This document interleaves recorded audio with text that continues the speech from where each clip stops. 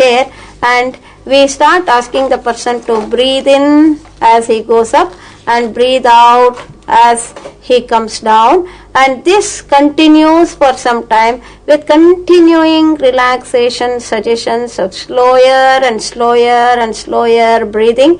And it is very interesting to see how even in severe spasm, when the air passage is narrowed and the person is finding it very difficult to breathe in and out, he will be able to overcome the attack, and we did some studies on that also. This is a group of anxiety neurosis patients. 19 of them were subjected to yoga practices, and it was noticed that they were all having enormous tension, lot of anxiety, fear, restlessness, and they were even having diarrhea. All these patients were further taking up regular medicines. And we taught them simple pranayama practices, and we also tell our patients, look, anxiety neurosis or what you are suffering from is not really a big disease. What you are really doing is, all of us feel anxious. Even normal people have to have anxiety to be able to carry on with our normal activities. If you are walking on the street and if you happen to come across an accident situation, if you don't get anxious, you will not be able to get away from the situation and help yourself. So anxiety is a normal, healthy reaction of our system, our body. But in your case, for unnecessary events, for small little events, you are getting too anxious. So that's what this diagram shows. If you plot all people, about hundreds of people in the society, most of us fall within the normal range of anxiety, and some of us a little more anxious, maybe on the right side of the graph, and therefore whatever our yogic techniques were taught for this emotion stability, controlling the mind, mastering the mind, techniques that we use to move from our normal levels of anxiety towards the left of the curve where we become more and more stable. The same thing can be used for persons who are very anxious to come back to normal levels, and this is what we noticed in our study. We noticed when they practiced this sectional breathing, Nadi Shuddhi, Ujjayi, Shitali, Bhramari practices, they were able to feel a lot better, and we recorded various parameters. You see at the lower part of the curve, the Max Hamilton anxiety rating scale was measured, which measures the degree of anxiety, how anxious the person is. And when they were measured, we noticed that 4-week data and 8-week data, there was highly significant reduction in their anxiety level. Their urinary VMA, which is a measure of the excretory product in the urine of the blood, adrenaline. You all would have heard that anxiety means adrenaline, or in other words, when you are angry you say, no, it's my adrenaline that is making angry, but it is the other way. When we are angry we produce lot more adrenaline, and that gets excreted in the urine, and that is what we measured. The VMA was measured, and we noticed that there was significant reduction in the VMA levels. At the top of the curve we also noticed that GSR, which indicates galvanic skin response, which means that the level of sweating has reduced. If the GSR is high, the imperceptible sweating of the hands has reduced. That's what it indicates.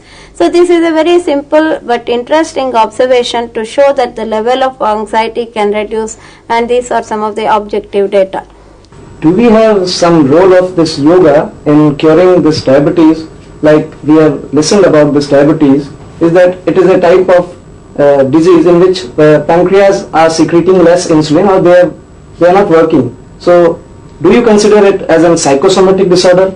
If yes, then how does yoga comes into play? Yeah, you are right in the sense that diabetes now has quite well been established that it is a genetic disorder. The gene has been isolated. In fact, the research is going on where people are going to do some genetic engineering to cure this disease.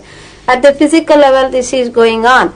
But even in a disease like diabetes, yoga has an important role, as we can see here, to be able to maintain a normal blood sugar at the level required for the system between 100 to 150 blood glucose levels, there are two sides of the balance. The insulin on one side and the other hormones like glucagon, stress hormones, particularly the adrenaline, cortisol, which try to increase the blood sugar levels. So if insulin is inefficient or insufficient, as we see in diabetes, then we have to be very careful to handle our insulin. We have to be very economical with our insulin. Whereas if you overstress yourself and produce lots and lots of amount of adrenaline, cortisol in our blood through stress, the weight on the other side of the balance increases, and to balance that you need lot more insulin, and that extra demand of insulin you are not able to supply. So that is the role of yoga, where it is a deeply relaxing technique and helps in stabilizing.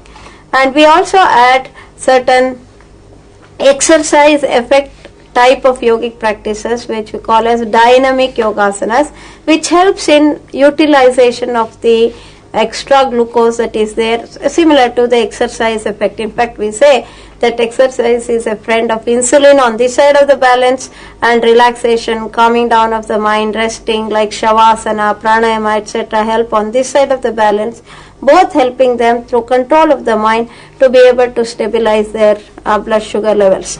A study was conducted at the Royal Frey Hospital in London, where a certain exercises of asanas and pranayam was taught to a group of people with yoga, while the other group was not exposed to yoga. And it was found later on that the doses of drugs required was reduced quite significantly, and the blood sugar level had also reduced in the group who did yoga.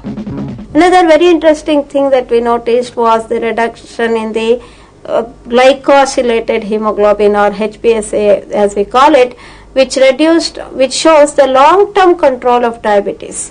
Over a long period of time, the diabetes can be kept under control if one starts practicing asanas, pranayama, etc. They are quite simple practices also. Another interesting area where, of course, lot of work has been done is the area of hypertension. As early as 1960, Dr. Dati was able to show that Shavasana has an important role in the management of mild hypertension. In the modern day living style, we are using this response system so frequently without giving enough time for the system to return back to normalcy, that repeatedly 100 times in a day the blood pressure is up and down, up and down, up and down. And after 20 years of this stressful lifestyle, the system says, "Arey, come on, why should I go down? Let me remain high, you carry on doing your activities." And we go to the doctor. Doctor says, "Come on, rest on the couch. I want to check your blood pressure when you are relaxed." But the BP does not go down. So this is the habituation of the nervous system to be working at a particular speed, response, and the nervous system forgets to bring the blood pressure back to normal. The arteries around, the blood muscles around the arteries are so much tight and continuously stimulation that they are forgotten to relax. So what we try to do is to teach them yogic techniques where they calm down the mind, give very, very deep rest to the nervous system there, so that the blood vessels also relax and the BP starts coming down. Heart attack is considered to be one of the most fatal disease in modern day hectic life. Can yoga provide an answer to this disease? Heart attacks is the second major killer after accidents in the whole world today.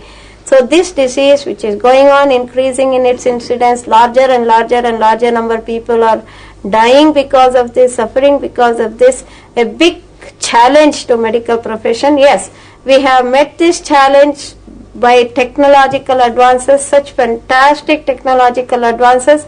We can even remove the blocked arteries around the heart and replace it, the famous bypass surgeries that we are all hearing about. But what is the root cause? The root cause of the disease is there within our system.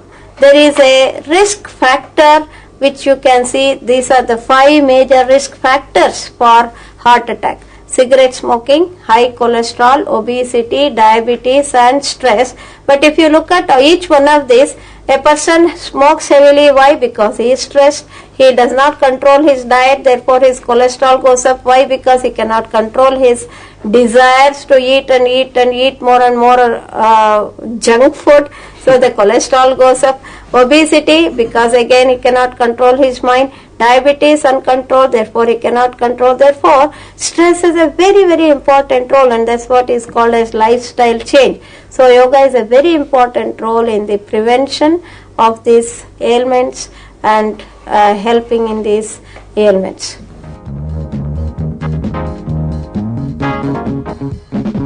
In the next part of this program, we shall be discussing the role of yoga in a few other diseases, as well as a few methods of doing yoga with reference to particular diseases.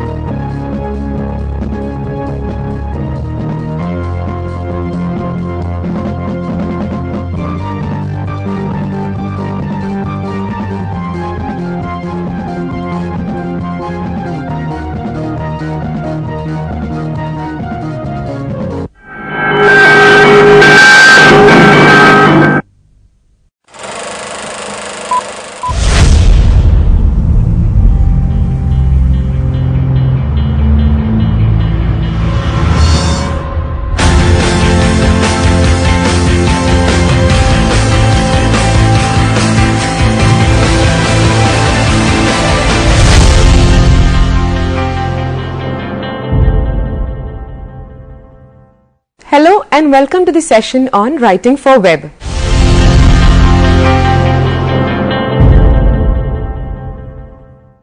Despite the technological changes, words certainly still matter. Because reading on the web is such a different experience than reading printed literature. It only makes sense that your techniques for web writing will also be different. Its users respond to it very differently from the way they respond to paper documents. Writing for the web is often writing to be found. People come to websites to satisfy goals, to do tasks, and to get answers to questions. They come for information, for the content. They don't read much, especially before they get to the page that has the information they want. Even on information pages, they skim and scan before they start to read. They want to read only enough to meet their needs. Think of the web as a conversation started by a busy web user. Answer people's questions throughout your web content, not only in sections called frequently asked questions or FAQs. Write so that busy people can grab the information they need quickly. There are 5 areas that an effective web writer should look at it, approaching any web-based writing: audience and purpose, research and referencing, information structure, clear writing, and proofreading and editing. Audience and purpose. In web-based writing, you need to consider audience and purpose carefully. There are different levels of formality in written language, and this can be especially confusing in web-based writing because the range is very wide. Some social media writing is almost like speech that has just been written down. Other web writing, however, requires you to use objective, impersonal, and formal language. Familiarize yourself with the expectations of your specific web-based writing and only write when you're sure of your audience and purpose. Research and referencing. Sometimes the online or web environment and all the different technical features of this environment can cloud the area of research and referencing. When writing, it is always important to tell your reader or end user the source of any external information. You will still need to use an appropriate referencing system and to use this system consistently. Structure. Just as research and referencing is still important in web-based writing, so is the careful consideration of structure. Paragraphs, for example, should still address one main idea. Sentences should still be structured effectively, and your information overall should still be logically organized. In an online environment, users are said to scan rather than read information, so the use of headings, subheadings, graphics, and links is usually encouraged. Some general advice on structure. Accessibility is an important issue to consider. Is your writing easy on the eyes? What web features can you use to make your writing accessible to as many users as possible? Heading, subheadings and links should have descriptive headings or labels. Don't just throw in a YouTube clip or image or anything really without explanation.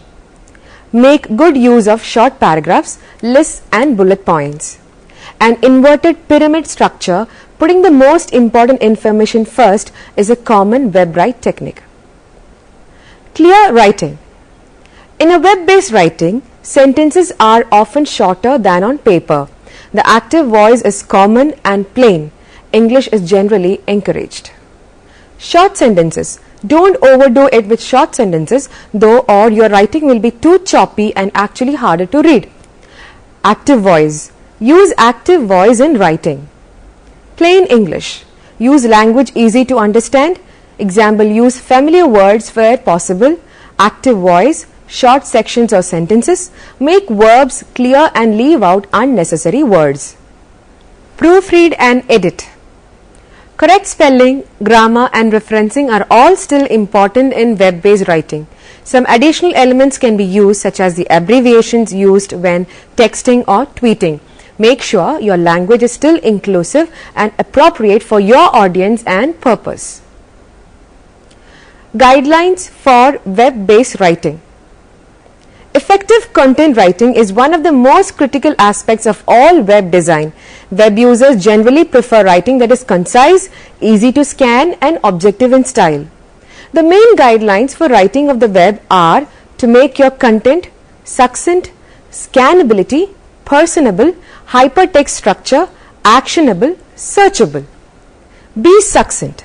Web guru Jacob Nielsen published his timeless article Be Succinct, Writing for the Web in 1997, and it's still widely read today. Users appreciate content that gets to the point directly and succinctly. They usually find content written in this manner easier to understand and less frustrating. Succinct writing takes practice, skill and discipline. With practice, you get better and better at demanding that every syllable, word, phrase, sound and image moves your story forward. Write no more than 50% of the text you would have used to cover the same material in a print publication. Don't expect users to read long continuous blocks of text. Instead, use short paragraphs, subheadings and bulleted lists. Start with a short conclusion and then gradually add detail. Present the most important material upfront. Make the structure of your information clear by giving similar elements the same design and important elements more visual weight, using size, space or color. It enables your readers to understand your content at a glance and speeds up the process of finding what they need. Writing in the active voice also encourages writers to get to the point. This approach is usually appreciated by users because it saves them time and helps comprehension. For example, when describing a new product or grand scheme, start the sentence with the description, not its aim or rationale, because the reader will be far more interested in the former. Long and detailed background information can be relegated to the end of the page or moved on to child pages. Similarly, information of interest to a minority of users can be made available through a link without penalizing those readers who don't want it. Scannability. Most users scan online content rather than carefully reading, so you must optimize content for scannability and craft it to convey maximum information in few words. Because it is so painful to read text on computer screens, and because the online experience seems to foster some amount of impatience, users tend not to read streams of text fully. Instead, users scan text and pick out keywords, sentences and paragraphs of interest while skipping over those parts of the text they care less about. Skimming instead of reading is a fact of the web and has been confirmed by countless usability studies. Users are often impatient and don't want to read long continuous blocks of text. They will scan text and pick out keywords, sentences and paragraphs of interest while skipping over those parts of the text they care less about. Skimming instead of reading is a fact of the web, and web writers have to acknowledge this fact and write for scannability. Use the typeface bold rather than italic for keyword highlighting. Boldface is typically the best way to highlight words. Bulleted and numbered lists slow down the scanning eye and can draw attention to important points. Structure articles with 2 or even 3 levels of headlines, a general page heading plus subheads and sub-subheads when appropriate. Nested headings also facilitate access for blind users with screen readers. Use meaningful rather than cute headings, that is, reading a heading should tell the user what the page or section is about. Use highlighting and emphasis to make important words catch the user's eye. Colored text can also be used for emphasis, and hypertext anchors stand out by virtue of being blue and underlined. Break up long lists in sentence or paragraph form and present them as bullet points. This will make them easier to read and scan. Lists are preferable to long paragraphs because they allow users to read the information vertically rather than horizontally. They are easier to scan. They are less intimidating. They are usually more succinct. Hypertext structure. Make text short without sacrificing depth of content by splitting the information up into multiple nodes connected by hypertext links. Each page can be brief, and yet the full hyperspace can contain much more information than would be feasible in a printed article. Long and detailed background information can be relegated to secondary pages. Similarly, information of interest to a minority of readers can be made available through a link without penalizing those readers who don't want it. Personable. Heavy paragraphs written in third person are no longer in fashion. The internet has developed into a more personal communication tool. People use the internet to explore in a relaxed nature, not to feel like they are reading from an encyclopedia. We want the website to be somewhere people come to explore without pressure. Being personal means revealing your personality to the visitor in a subtle way. This doesn't mean putting your photo on the About Us page. It means writing web content that conveys our personality. Try to use a conversational language you would use if the reader was sitting across the desk from you.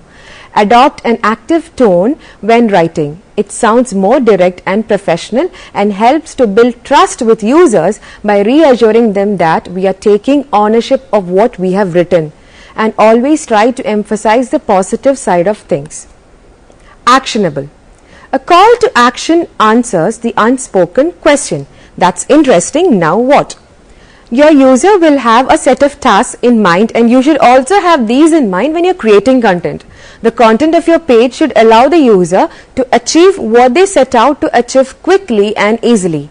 If you want your user to do something, tell them that what you want them to do and make it as easy as possible for them to do it. If you want them to fill out a form, tell them where to find it. Example, provide a link. Explain what details they will need to provide and who they will need to send it to. Give contact details. In the same way that bold text stands out to screen scanning web users, so does link text. Link text such as click here won't make any sense out of context, so is useless to site visitors scanning web pages. Instead, you should use a title that describes where the person will be taken. For links that appear in the body of the text, you should integrate links with your content, making it part of a sentence, preferably with a clear call to action. Searchable. Writing text with the intention of improving its chances of retrieval by search engines is the single best difference between writing for print and the web. There are a number of techniques you can use to improve your page's ranking with search engines.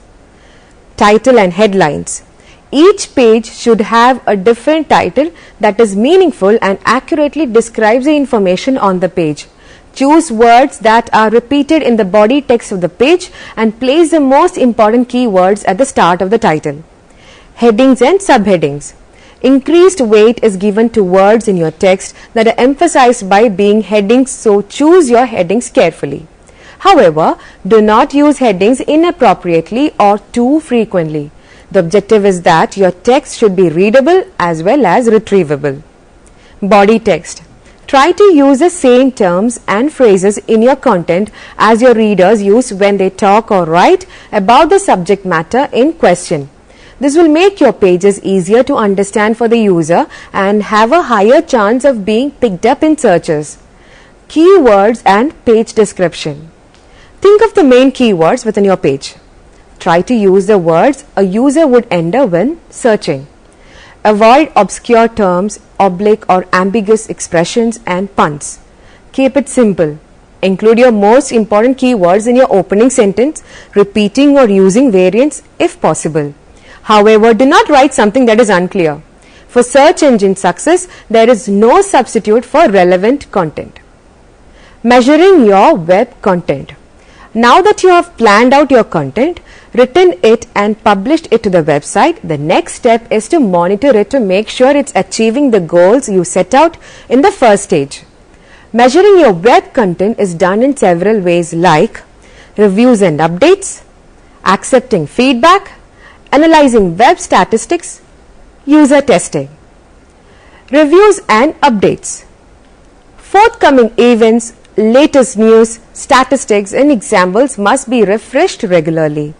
If users see out of date information, they will lose trust in the site and become suspicious of the rest of the content. Build it into your workflow to regularly monitor your site for out of date content. Remove anything that is redundant and update anything that is timely. Check that any new content added still makes sense and meets your objectives. Accepting feedback. There is a suggest an improvement to this page link at the bottom of every page. When clicked, this takes a user to a simple form where they can explain what improvements would they like to see on that page. For example, contact information. Analyzing web statistics. We use Google Analytics to monitor visits to the website. The web team can generate regular reports for you and offer advice on how to read the report and act on the results. User testing. User testing can be done in several ways to make sure that users are finding the information they need.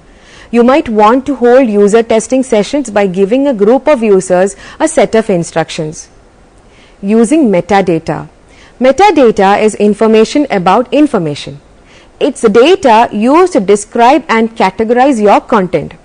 It facilitates the searching, sorting and presentation of your content in a website. Keywords are one form of metadata but not the only one. Headings, summaries, author information, publication date, ratings and tags are all considered metadata. Page descriptions. Every page of your website should have carefully written metadata, most importantly the page title, descriptions and keywords which are included in the HTML code for each page. The unique title of the page should describe the exact content on that page. The description, usually 15 to 25 words, is often displayed in search results. Titles and descriptions should be very brief and very descriptive. Structured metadata. Your content management system may allow you to structure metadata and control the vocabulary used by your content contributors to promote consistency across your website. The use of tags, categories and relationships in your CMS is an excellent way to encourage the proper categorization of content and promotes its reuse throughout the website. Taxonomy. You may even consider allowing your website visitors to determine the tags, keywords and categories associated with your content. By allowing users to tag content themselves, you can avoid the use of vocabulary and structure that is unfamiliar to people outside of your organization. Such a social collaborative classification system is known as a taxonomy and is popular in current Web 2.0 sites such as YouTube and Flickr. What not to do in web writing? Similar to all forms of writing, the web-based writing too have some things to avoid. Let's check what all are to omit while preparing a content for web. Avoid redundant content. Repeating identical items such as categories or links to emphasize their importance actually reduces their impact. Redundant items also clutter the page. All items lose impact because they are competing with so many elements. In order to feature something prominently, feature it clearly in one place. On the other hand, redundant content can help people if you repeat items that belong in multiple categories, or you include links to the same page but offer synonyms that represent words your users use to describe the content. Capital letters. Don't set type in all capital letters. All capital letters are harder to read than uppercase and lowercase letters. In addition, it makes it look like you're shouting your message, which is just rude. Italics. Don't set more than a few words in italics. Most browsers just slant the regular text font to achieve italic. The result is often nearly unreadable, especially for large quantities of text at small sizes. Line breaks. Don't insert line breaks unless you really mean them. Text wraps differently for each user depending on the browser's default text size setting and the width of the browser window. Abbreviations, initialisms and acronyms. Spell out abbreviations, initialisms and acronyms and immediately follow them by the abbreviation in the first instance. This is helpful for all users, especially for anyone using a screen reader. Abbreviations that have become widely used words such as DVD are exceptions to this guideline. Especially avoid using unexplained abbreviations as navigation links. Avoid exclamation marks. Exclamation marks don't belong in the professional writing and they especially don't belong on a home page. Exclamation marks look chaotic and loud. Don't yell at users. Now, let us summarize what we have discussed so far. People read differently online than they do when they read print materials. Web users typically scan for information. It's important to target your audience when writing for the web. By knowing who you are writing for, you can write at a level that will be meaningful for them. The key difference between writing for the web and writing for offline readers is that web writing needs to be shorter. There are several ways to web content measured. This measurement will help to improve the web-based writing more good. Like any other forms of writing, web writing too has its own limitations. Unlike other forms of writing, hyperlinking facility offers wide reach among the web users. Content management systems may allow to structure metadata and control the vocabulary used by your content. These contributors to promote consistency across the website. Now, you can try to answer the questions given here. What is metadata?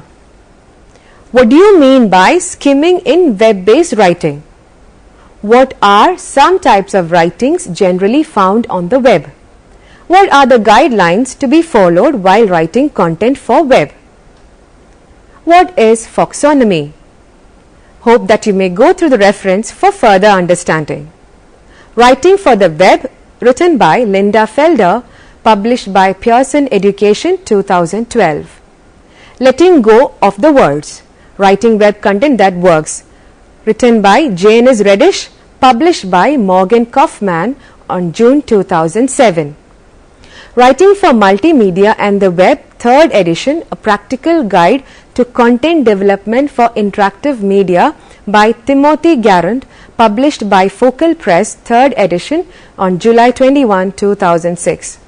Thank you for watching this program. We can meet again with another topic soon. Have a nice day.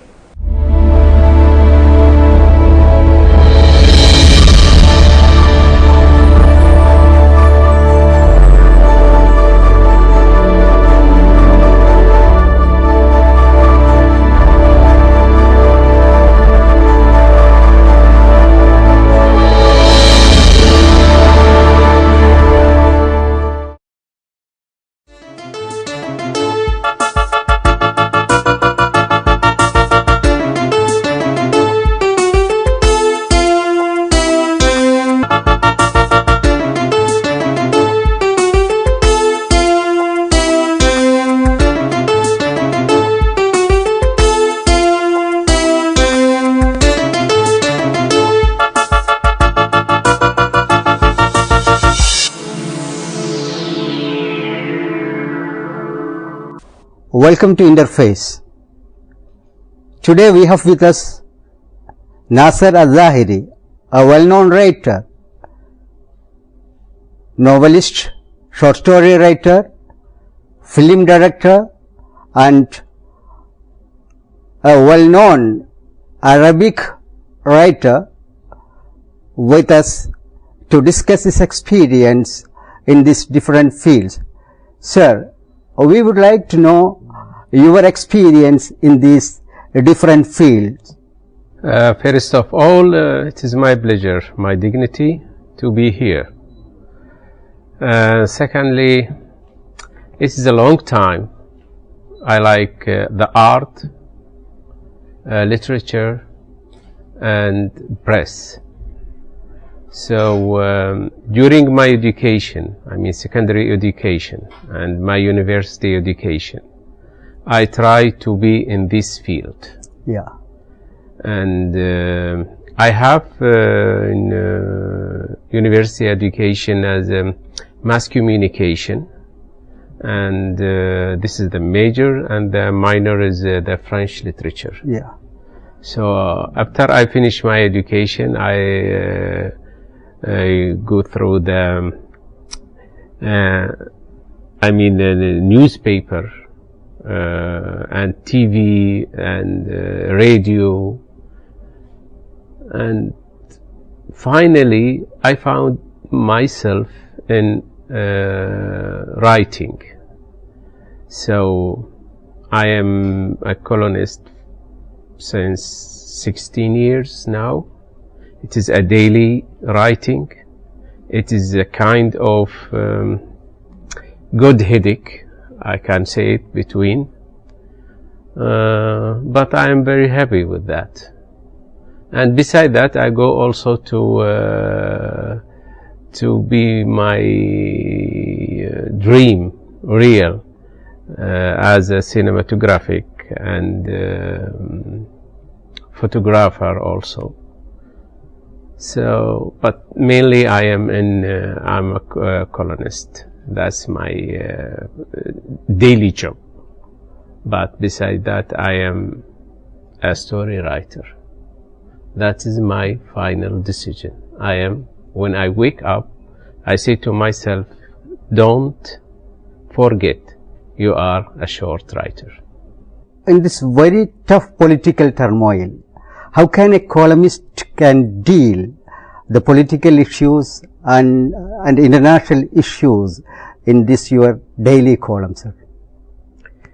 Well, the daily column, he should know where his place, exactly place. My place is the last page, and the last page is a variety. It's, after you finish your 36 paper, and you should to take your rest in that. So I am a little bit free to write anything about the life, social, politics, sometimes just for funny. And the reader also, they need these things. They need these things. But as I told you, it is in the beginning, you should be like a cirque player. Yeah. You should have, you see, your balance.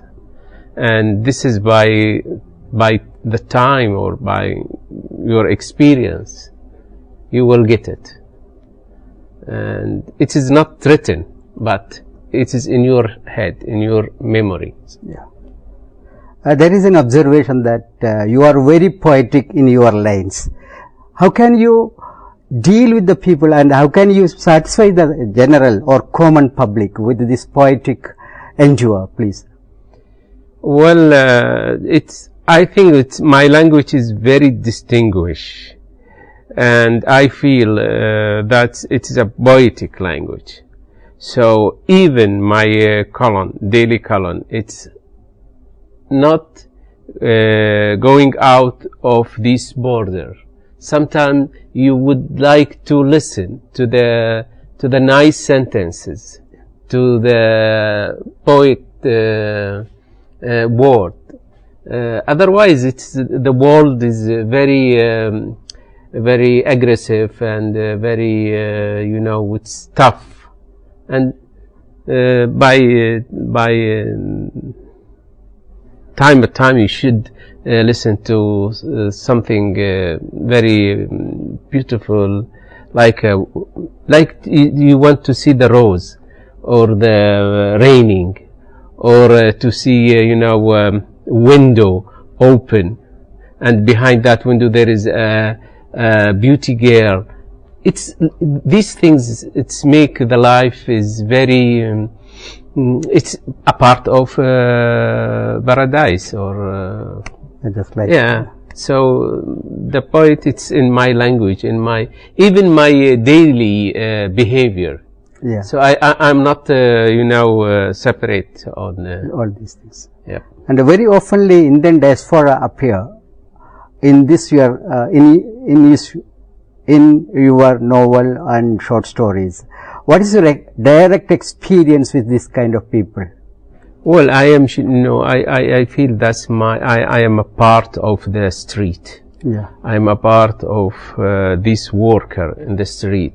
I am a part of our old people who went to the sea, who they traveled by ship from Emirates to Africa to India. I'm a part of all these things, and my hero or my personage in my stories or a novel, even they are not local. You've found in my story or novel, it's Indian hero, or you find from other part hero. My heroes, I told in Arabic like that, they should not wear غترة and عقال. Yeah, it's about a human being. yeah. So Whether it is Arab or Indian, they are human beings and they represent the whole world. That's the right. concept also the international brotherhood. that's right. That's right. But at the same time, there is a criticism that you prefer the pessimistic side of the life. Why this kind of emphasis on pessimism?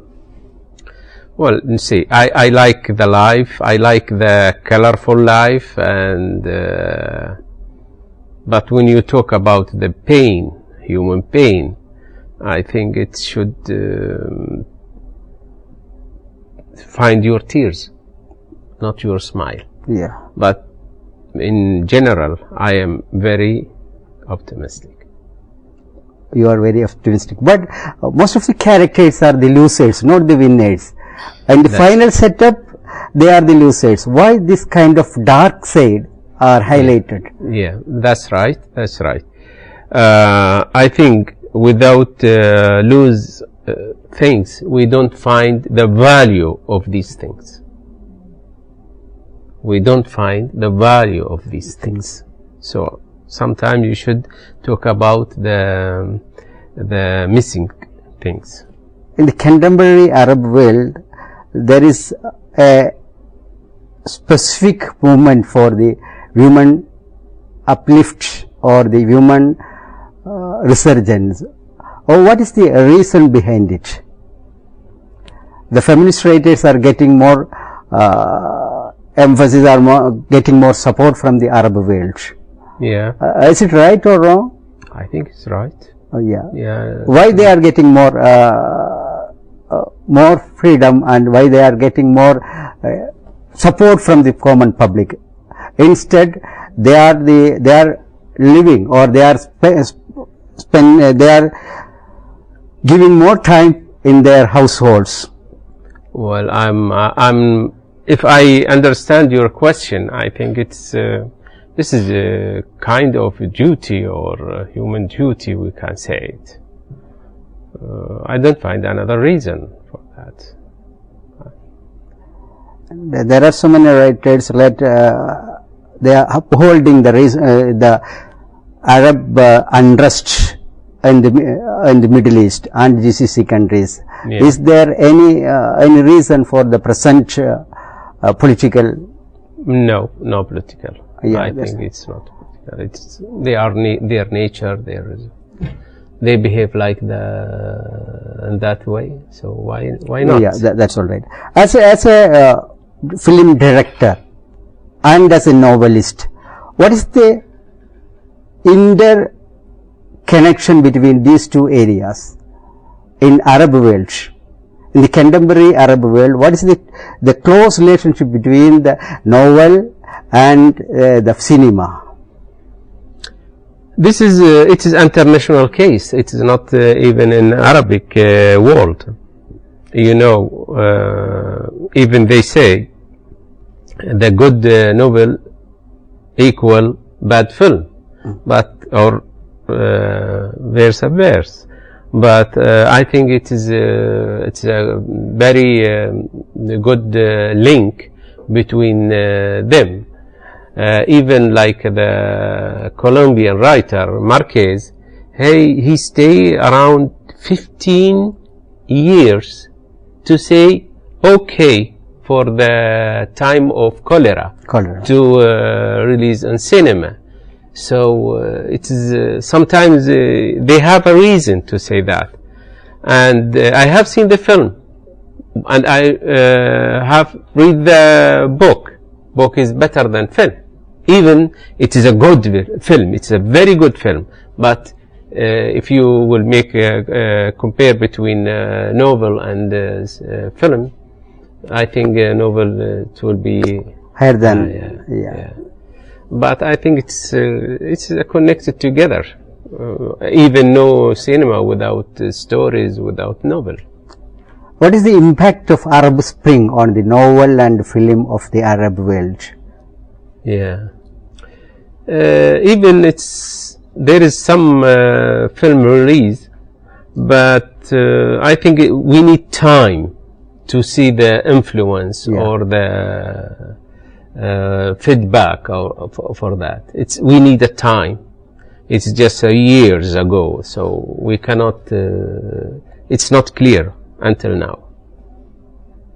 And even if I want to write a story or novel about this, I need time also to see the reflect, to see the feedback, to see how is the community change, how it's need time. It is said that you give emphasis to the human relations, and at the same time you are not supporting the human relations beyond the agreed, or I am quoting that the agreed relationship or the familial relationship. You are not in favor. You are not in favor of beyond that relationship. Well, I don't know. I don't know. Really. Yeah, okay, that's what. Okay. Then the life and death. These are the two important points. They unite in your novels. What is the philosophy you would like to bring? Okay, I think it's not with me the first short story. الطائر. No, عندما تدفن النخيل. That's mean when the palm tree is buried. And suddenly I found the death, the main subject in my story. Yeah. And second one, this one, it's called 1 feet to the life, 2 feet for the death. Death. And one of who wrote about my story, he say, okay, Nasser, there is a death in your 2 books. It is unusual, and I don't feel that. But I think that's a cause of because I lost my father when I'm 16 or 15 years, and my father, he was military, and he's his shadow in the house, every corner in the house, and suddenly I don't found it. but still, when I want to do something wrong, I feel it's like a whisper near to my ears, and I see like a ghost, something. It's really, I don't know, but this is the small Nasser, not me, who feel like this. So, and during the life, we lost a lot of people who were very close to us. And if you want to see for the readers or for the life, the colorful life, which I like it, you should go to the negative of that, to see this is life, this is, we will defend against that. And it is a universal case in this death and life. It's from the beginning, from the history until now, and we don't find the conclusion of this crash or this conflict. Yeah, okay.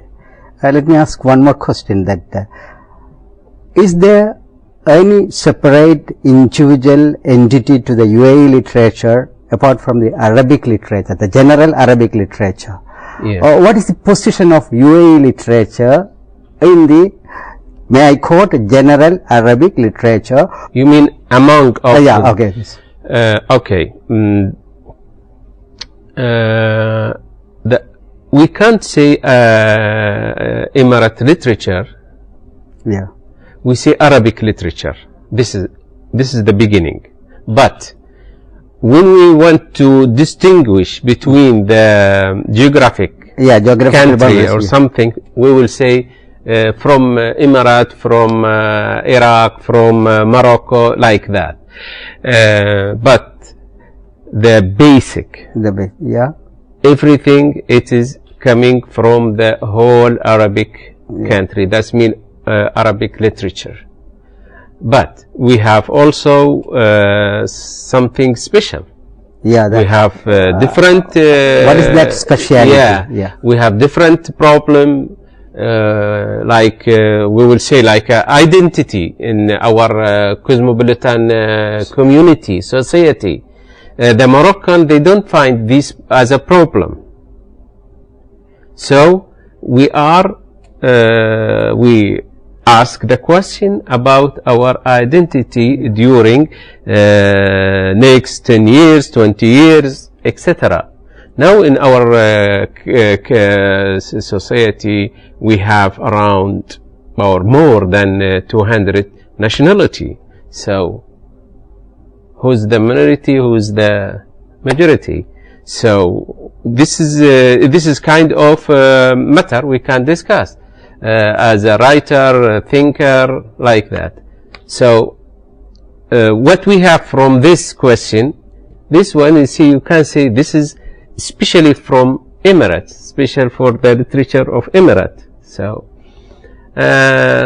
some subject is common as before in Gulf countries, GCC countries, like diving, searching for the barrel, and traveling with Africa and India. This is common things. You can find it all GCC country. It is not for Emirates. And something special, as example, I say to you, identity, the new identity for a new cosmopolitan community in UAE. And there is a lot, but this is special for us, I think. Yeah, for the last 2 decades, searching for identity, especially the identity of Emirates, distinguished from the Arabic, general Arab identity. What is the reason behind that? Till recently, every literature, every writers, they were emphasizing on the Arab.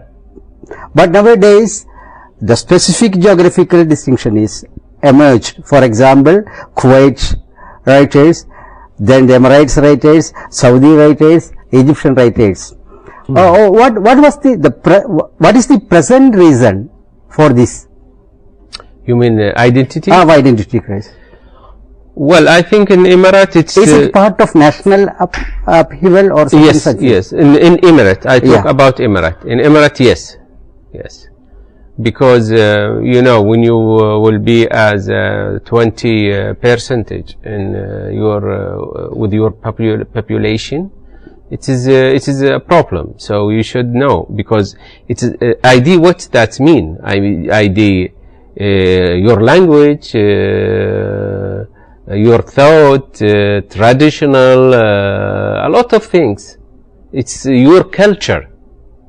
So we have outside influence as the global mondialization, these things. We know this. But sometimes we have from inside influence. So these two, I think for the UAE, it's a little bit, you know, you should be attention for that. Yeah, okay. Let me ask one more question.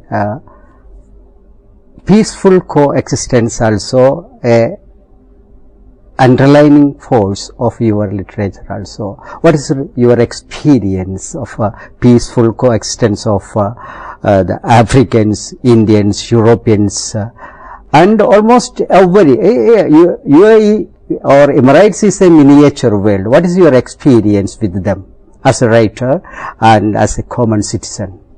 You know, I like the human being. I respect the human being. I don't care about his color, his culture, his everything. I am with the human being until the end. So, the African, they are our brother. Even the, I mean, West or East or all these.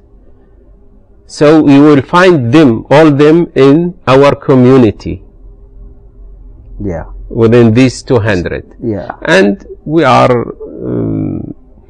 you know, live peacefully together. And that's good. That's good if you will say that the UAE community is an example or good example for how people live in peaceful together. So, and I think it is even in literature you will find like that. You will find a lot of the author talking about those things. Yeah, okay. What is your message for a peaceful, very friendly life of the youth and public? Yeah, that's like the before the question before you ask it. It's similar.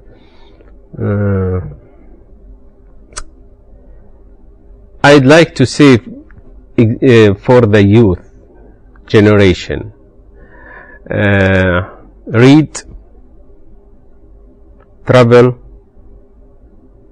have other language. I think with these three things, they will see the whole universe with many eyes. It is a small windows open on the universal. Yeah. And you know how it's good and marvelous and exacting the universe. Yeah, okay. Yeah. Thank you, Mr. Nasser Al-Zahiri, for coming to the studio. Thank you for this short discussion. Well, it's my pleasure. I'm very happy to be here for participate with this, you know, this meeting. It's great, really. Okay. It's great. Thank you, sir.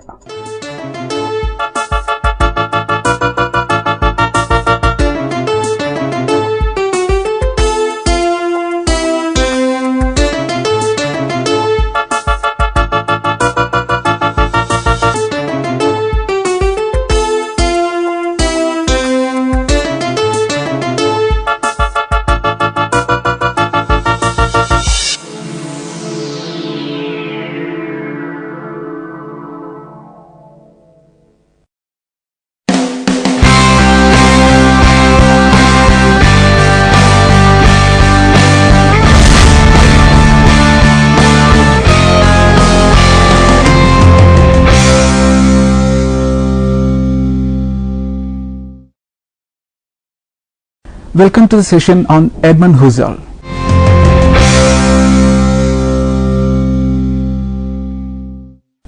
Edmund Husserl, the father of phenomenology, was born in 1859 in Proznitz, a village in Czechoslovakian Moravia, which at that time formed part of the Austrian Empire. Though he was initially trained in mathematics and physics at Leipzig and Berlin, his transfer to the University of Vienna and a short term of teaching career at Halle brought about a shift in interest towards philosophy. In 1900, accepting an invitation to join the philosophy faculty, he moved to Göttingen, where he subsequently became professor in philosophy. In 1916, he obtained a full professorship at Freiburg, where he remained until his retirement. The last years of his life were overshadowed by Nazi politics, though his death in 1938 saved him from witnessing the war unleashed with Hitler's invasion of Poland. Major works are Philosophy of Arithmetic, published in 1891, Logical Investigations in 1901, Ideas pertaining to a pure phenomenology and to a phenomenological philosophy, published in 1913, Cartesian Meditations and the Crisis of European Sciences and Transcendental Phenomenology. The three phases. The philosophical development of the founder of phenomenological movement in modern philosophy can be divided into three main phases. The first phase of his pre-transcendental or epistemological phenomenology. Second, the middle phase of his fully transcendental phenomenology, and the last phase of his so-called genetic phenomenology. Of these, the phase which is of methodological interest is the middle one, during which he developed the transcendental phenomenology proper. Hence, our focus will be on that phase. However, the pre-transcendental or epistemological phase had been preparatory towards the transcendental phase.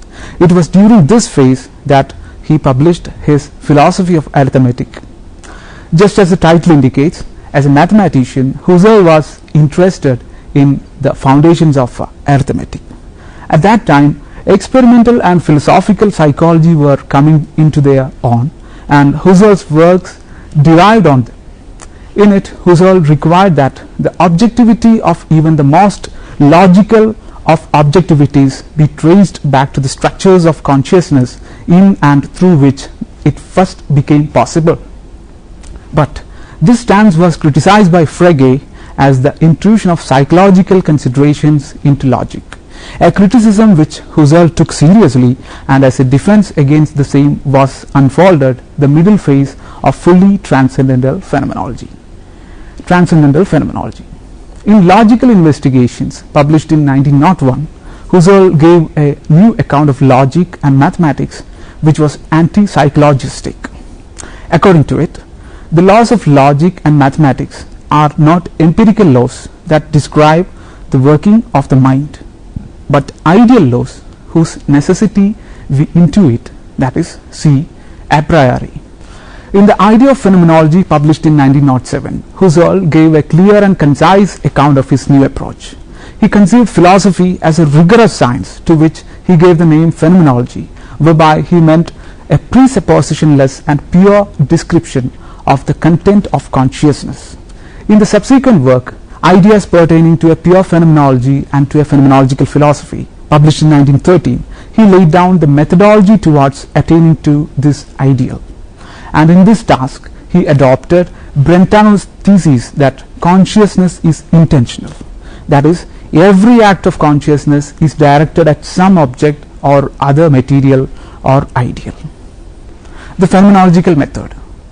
The two main ideas which are constitutive of the method of transcendental phenomenology are the idea of the reduction and the complementary idea of a sphere of immanence or of immanental consciousness. The natural attitude, the reduction, and the discourse of a sphere of pure consciousness. Husserl starts with the venerable set of distinctions between the empirical and the a priori, and the contingent and the necessary. The empirical sciences are concerned with the contingent facts about the world and its objects. Though scientism has influenced philosophy in its principles and practices, the concern of philosophical inquiry should not be that of science.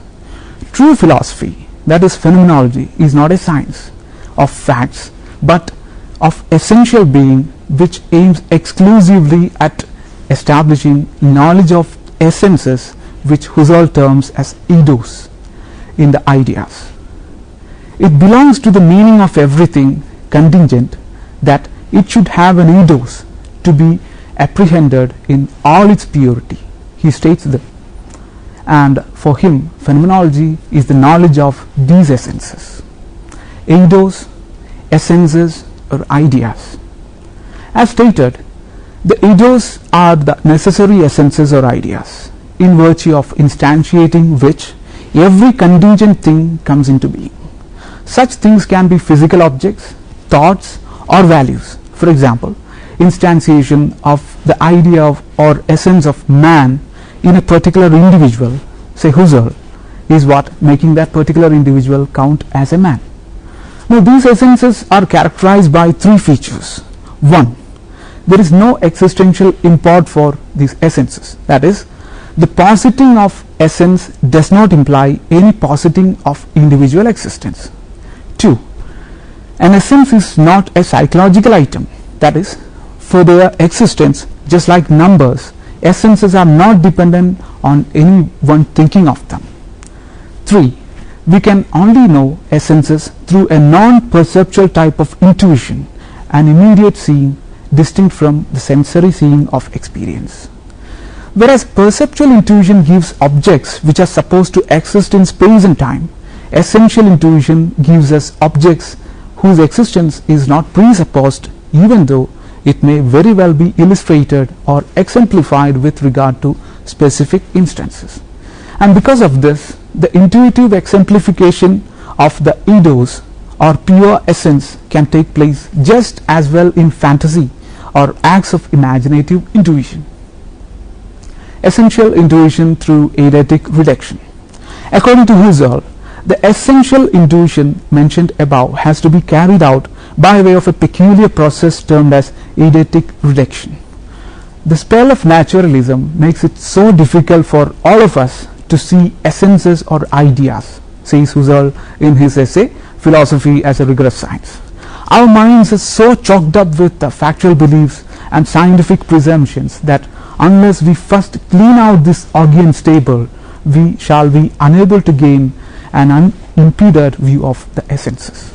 Therefore, the first step in the process of essential intuition is what he calls creation of the epoch. Epoch. The epoch or suspension is described in ideas.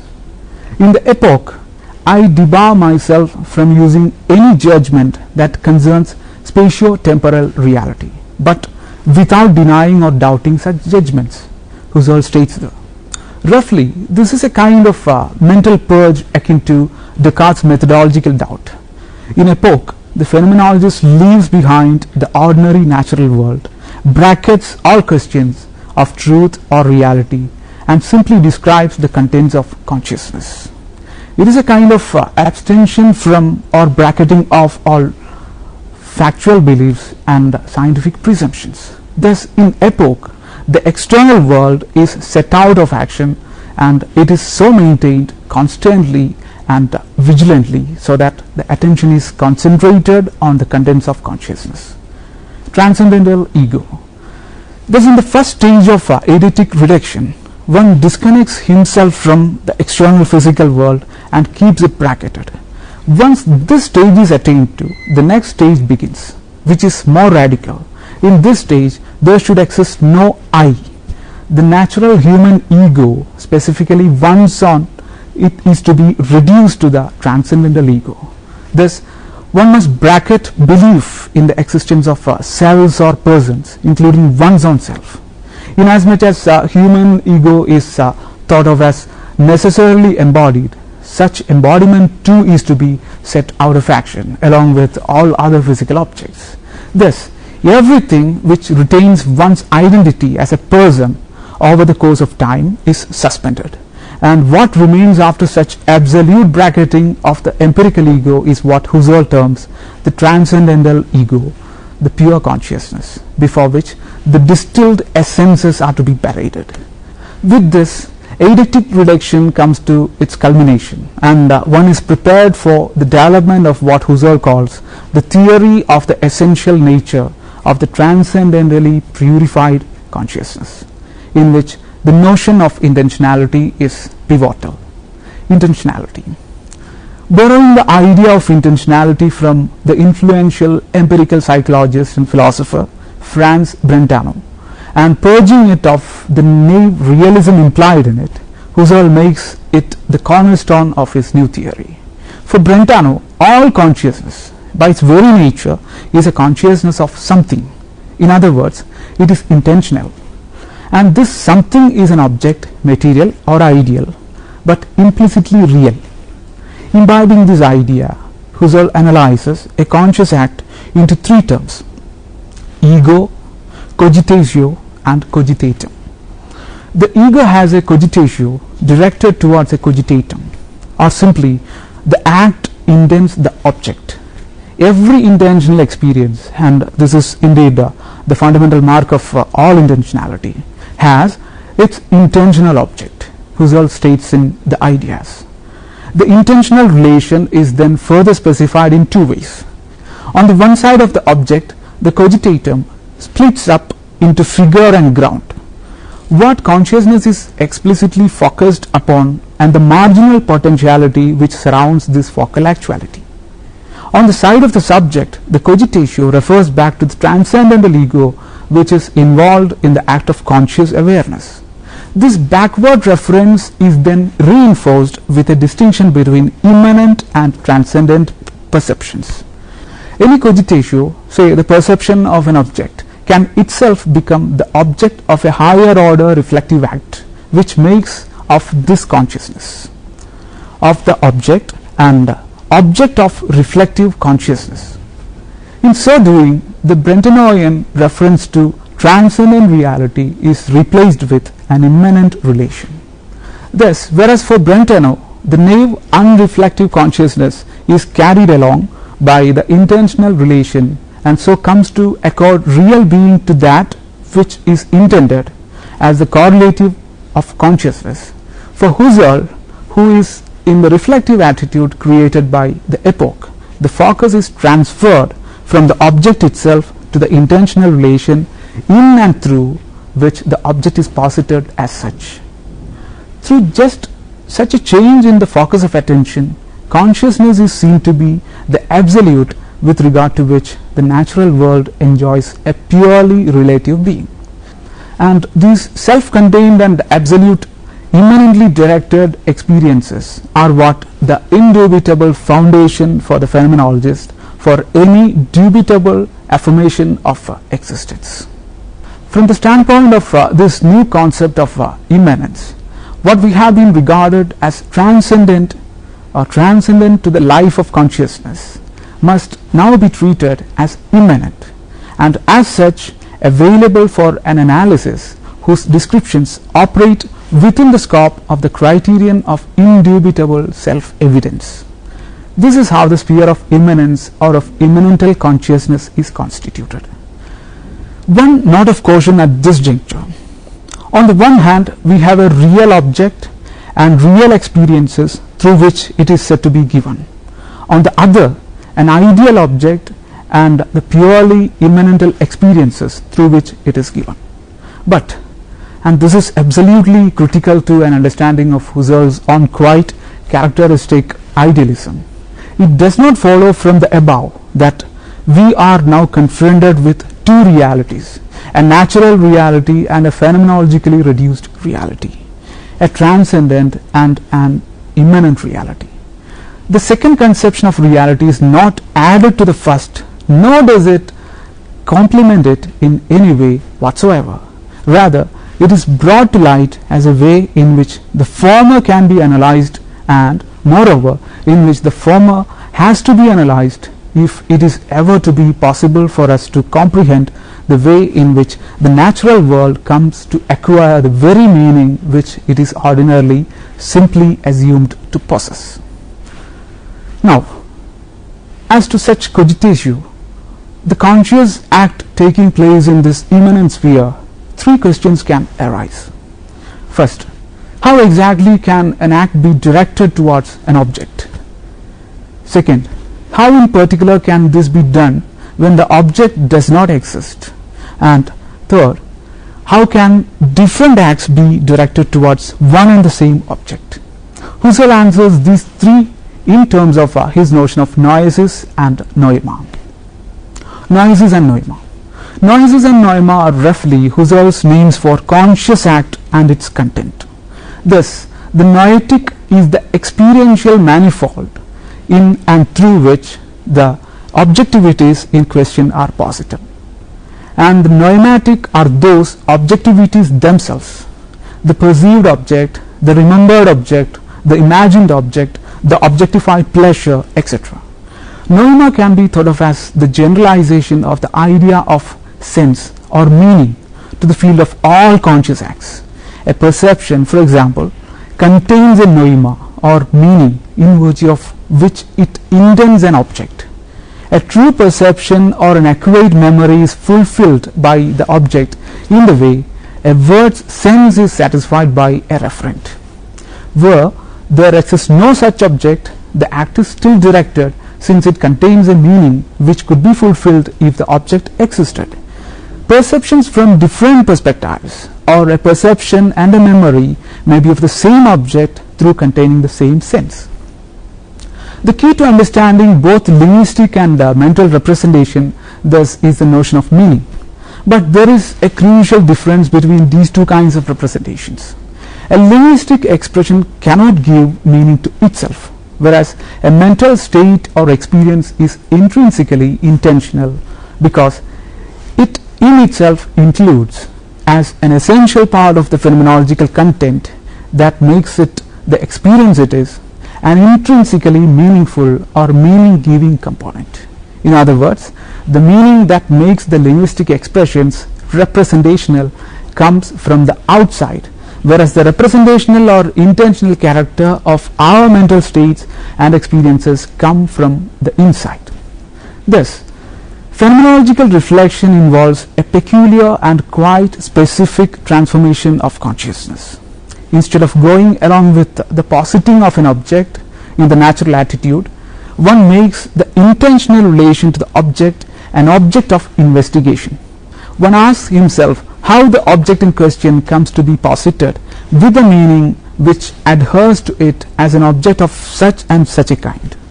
Instead of perceiving, imagining or remembering, I make the act of perceiving, imagining or remembering the object of a specific phenomenological investigation with a view to specifying the essence of perceptual, imaginative or memorial consciousness.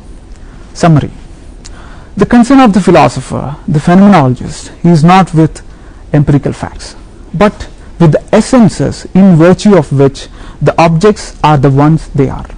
The very task of phenomenology can be conceived as the analysis of those systems of correlation which obtain between the diversity and multiplicity of actuality given lived experiences and the essential structures which are posited as the ideal objects of just such a manifold of lived experience. To attain this essential intuition, we must bracket the natural standpoint, including the scientist's account of the world and our beliefs in the existence of an outside world and of our empirical psyches. Once this is done, we are free to focus on an autonomous realm of consciousness whose principal feature is to indent or direct itself towards objects. Consciousness does this by casting a net of meaning or noemata for objects to fulfill. It is, roughly speaking, these noemata which are the essences studied by the phenomenologist. In studying them, he lays bare the ways in which the consciousness as the trafficker in meaning animates and constitutes the world as it is encountered. Now some assignments for you. Compare and contrast Husserlian method to the methodological doubt of Descartes. Is Husserl an idealist? Justify your answer. And elucidate the debts to and bearings on Husserlian phenomenology of existentialism. Now some references. The Cambridge Companion to Husserl, published in 1995 by the Cambridge University Press. The Idea of Phenomenology, translated by W. Alston and G. Nakanian, Martinus Nijov, The Hague, published by The Hague in 1964. Ideas 1, translated by F. Kirsten for Martinus Nijov, published by Hague in 1982. Ideas 2, translated by R. Rogersvik and A. Schur, Kluwer, Doddridge, 1989. Ideas 3, translated by Ted Klein and William Paul, Martinus Nijov, published by The Hague in 1980. With that, we conclude the session on Edmund Husserl. We'll be back with another session. Till then, goodbye.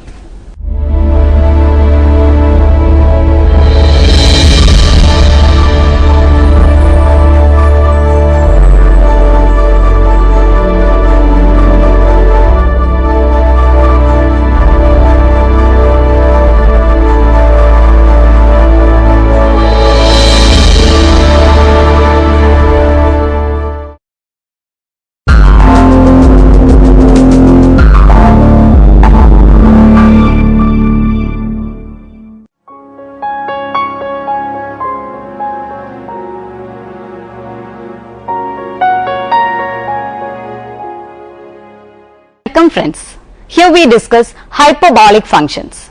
The hyperbolic sine and hyperbolic cosine of a complex variable set are defined by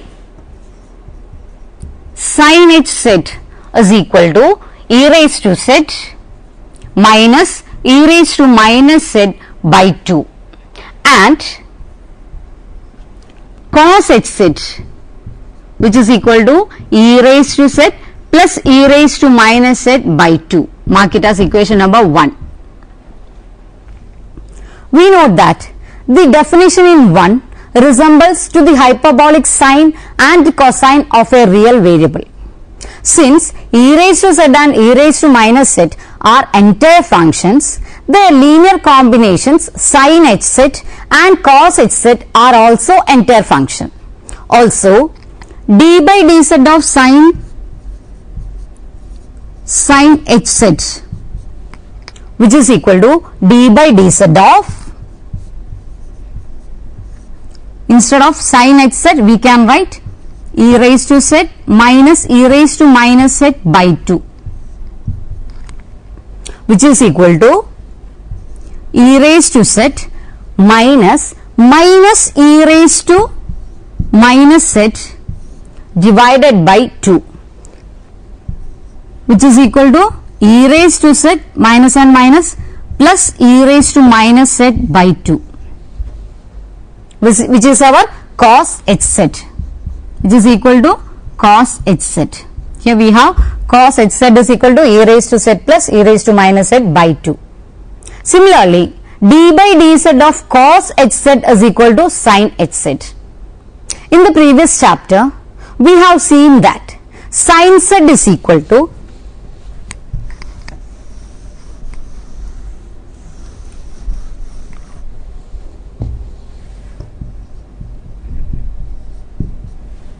sin z is equal to e raised to I z minus e raised to minus I z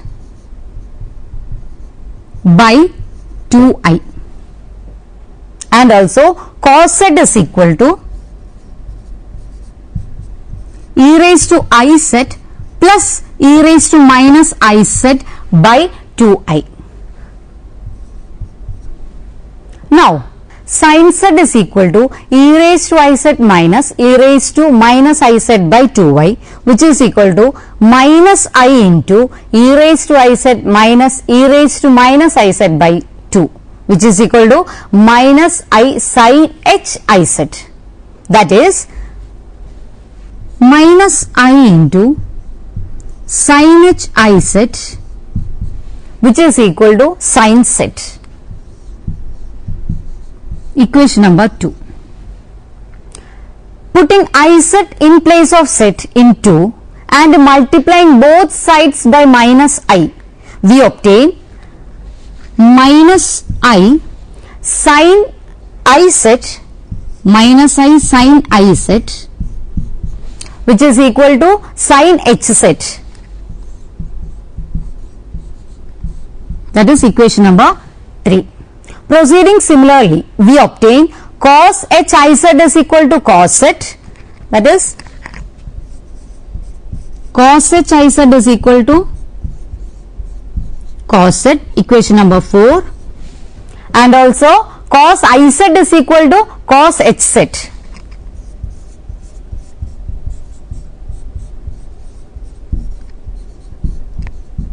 Equation number 5. Next we have identities involving hyperbolic sines and cosines.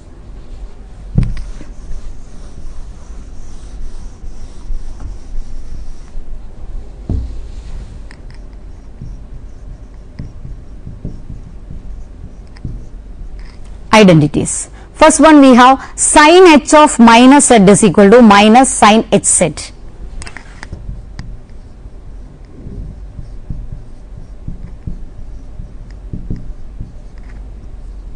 Second one, cos h of minus z is equal to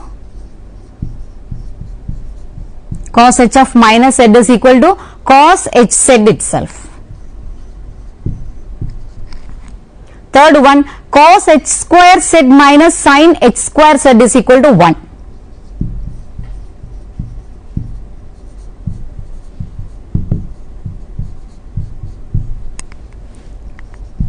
Fourth one, sin h z1 plus z2, which is equal to sin h z1 cos h z2 plus cos h z1 sin h z2, that is sin h z1 plus z2, that is just like a sin a plus b type, which is equal to sin h z1 cos h z2 plus cos h z1 sin h z2. Next we have, here we have cos h z1 plus z2. This is equal to cos h z1 cos h z2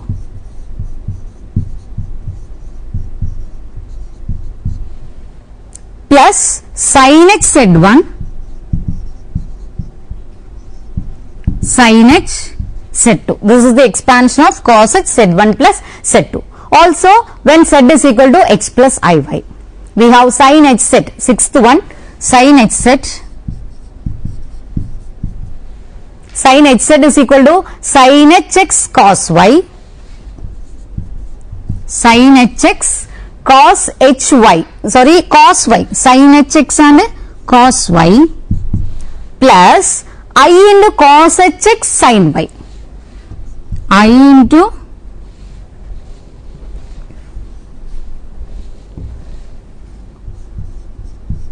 cos hx sin y, that is sin z is equal to sin hx cos y plus I into cos hx sin y. Next we have the seventh identity, we have sin hz is equal to cos hx cos y. Similarly we have cos hz is equal to cos hy, cos hy, not cos hx. Here we have cos hx cos y, cos hx cos y plus I sin hx sin y.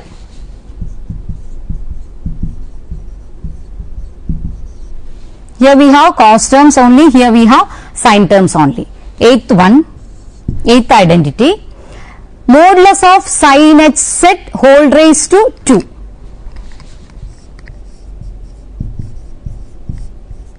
That is modulus of sin h z whole square. This I can write as sin h square x, sin h square x plus sin square y.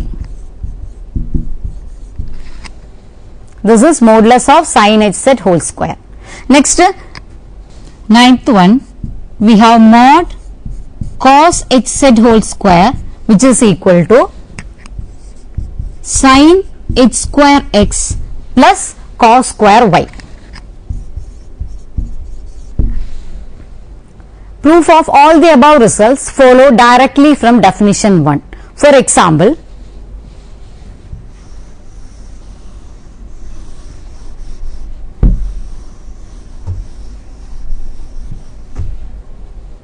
that is sin h of minus z. Sin h of minus z, we can write it is equal to e raised to minus z minus e raised to minus I, e raised to minus of, here we have e raised to minus of minus z by 2, which is equal to, which is again equal to e raised to minus z minus e raised to minus and minus become plus, so it is e raised to z by 2, which is equal to, which I can write as e raised to z minus e raised to minus z by 2, which is equal to minus of sin h z. The above identities involving hyperbolic sines and cosines can be obtained from the trigonometric identities obtained in the previous chapter. Using the same, we prove some of the identities listed above, leaving the remaining as an exercise. First one, in the trigonometric identity, sine of minus z is equal to minus sin z. Replacing z by iz, we obtained sine of minus, that is we are replacing z by iz. So it is sine of minus iz is equal to minus sine of minus sine iz. It is equal to minus sine iz. Using 2, equation number 2, we obtained minus I into sin h of, here we have I of minus I into sin h of I of minus iz, which is equal to minus of minus I into sin h of I of iz, that is minus I sin hz.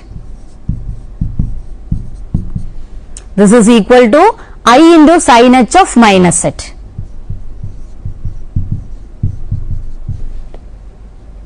Multiplying both sides by I, the above yields, that is we have to multiply both sides by I, which implies what? Sin hz is equal, sin h of minus z, sin h of minus z, which is equal to minus sin hz.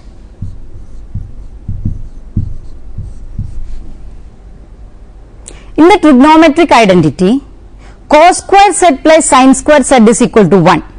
That is replacing z by iz, we obtain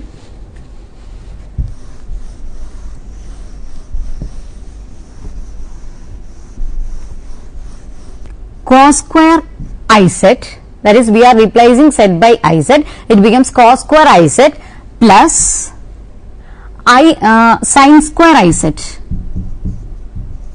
which is equal to 1. That is, thus we can write it as cos iz whole square plus sin iz whole square is equal to 1.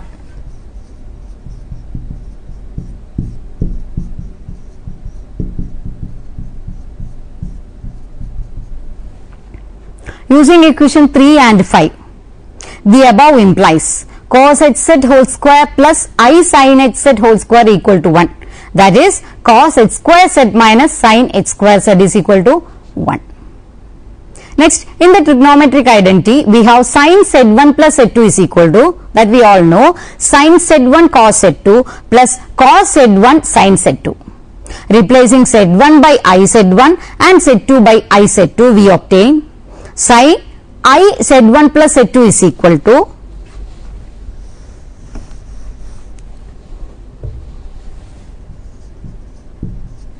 that is sin I z1 plus z2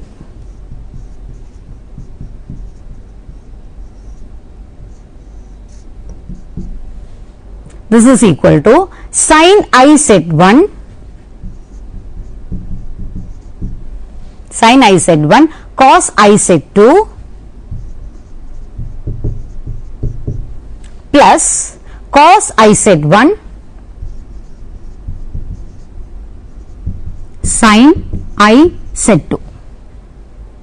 Using 3 and 5, the above implies I set h set 1 plus set 2 is equal to I sin h set 1 cos h set 2 plus cos h set 1 I sin h set 2. That is, sin h of set 1 plus set 2 is equal to sin h set 1 cos h set 2 plus cos h set 1 sin h set 2. Our identity. According to 3 above, minus I sin I set is equal to minus I sin I set, which is equal to sin h set. Here we have brackets, which is equal to sin h set, and hence sin h set whole square is equal to I sin I set whole square, which is equal to sin I set whole square. That is, sin h set modulus of sin h set whole square. This is equal to I sin I set whole square, which is equal to sin I set whole square. Modulus of sin I set whole square. That is, if z is equal to x plus iy, sin h set whole square is equal to sin I into x plus iy whole square modulus, which is equal to again modulus of sin minus y plus I set whole ix whole square, which is our equation number 6. Also, by result in the previous chapter, that is modulus of sin a into x plus iy whole square, that is modulus of sin a into x plus iy whole square, which is equal to, which we can write as sin square ax plus sin square ax plus sin h square ay.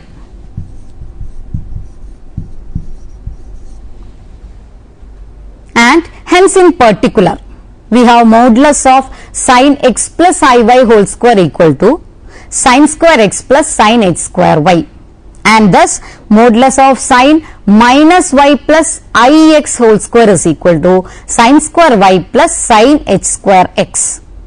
Substituting this in the equation number 6 yields modulus of sin h set whole square, which is equal to sin h square x. Here we have square, so it is sin h square x plus sin square y. Periodicity. In view of the periodicity of the trigonometric functions sin set and cos set, it follows from the relations 3 and 5 that sin h set and cos h set are periodic with period 2 pi I. Also, from equation 3 and 5, it follows that sin h set is equal to 0 if and only if z is equal to n pi I. That is, sin h z is equal to 0 only when z is equal to what? N pi I, where this n varies from 0 plus or minus 1 plus or minus 2 etc. And cos h z is equal to 0 if and only if when z is equal to pi by 2 plus n pi. Here z is equal to pi by 2 plus n pi. Here also n varies from, here we have I. It varies from 0 plus or minus 1 plus or minus 2 etc. Next we have other hyperbolic functions. The hyperbolic tangent of z is defined by means of the equation tan h z is equal to sin h z by cos h z. Tan h z is equal to, we have sin h z by cos hz. Of course, we know tan is equal to sin by cos, and is analytic in every domain in which cos hz not equal to 0.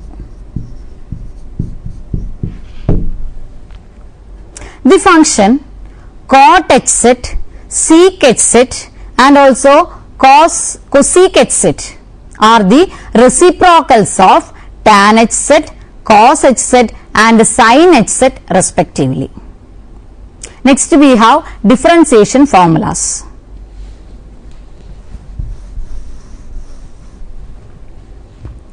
We have seen that d by dz of sin hz is equal to cos hz.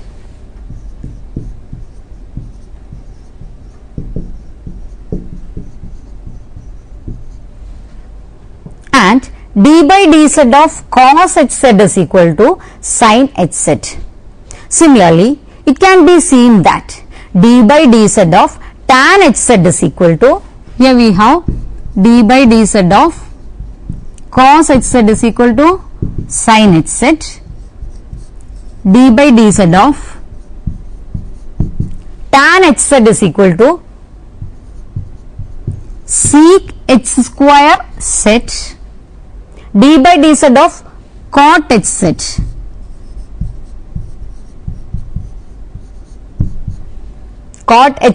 is equal to minus cosec h square z, and d by dz of sec hz is equal to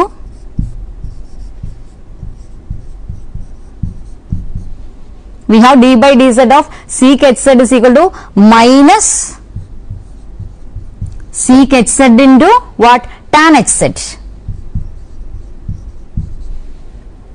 And what remains? D by dz of cosecant hz.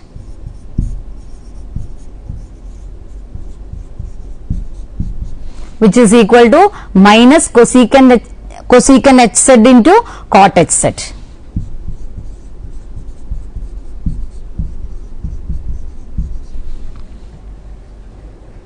So, here we have discussed hyperbolic functions, and we have so many formulas for finding the derivatives of so many functions. See you next time. Till then, take care.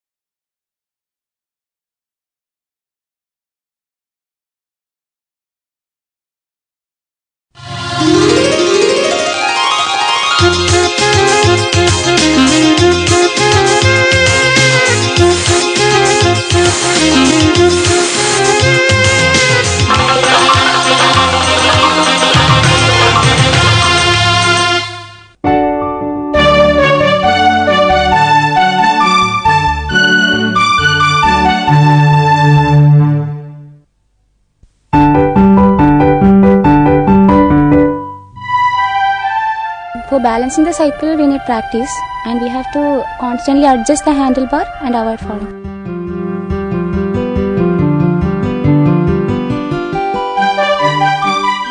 Balancing the cycle? No, I don't have exact idea of balancing.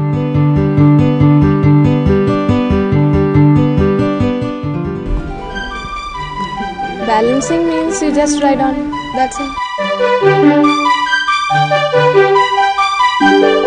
You have to look forward, keep your body straight, and then you need practice.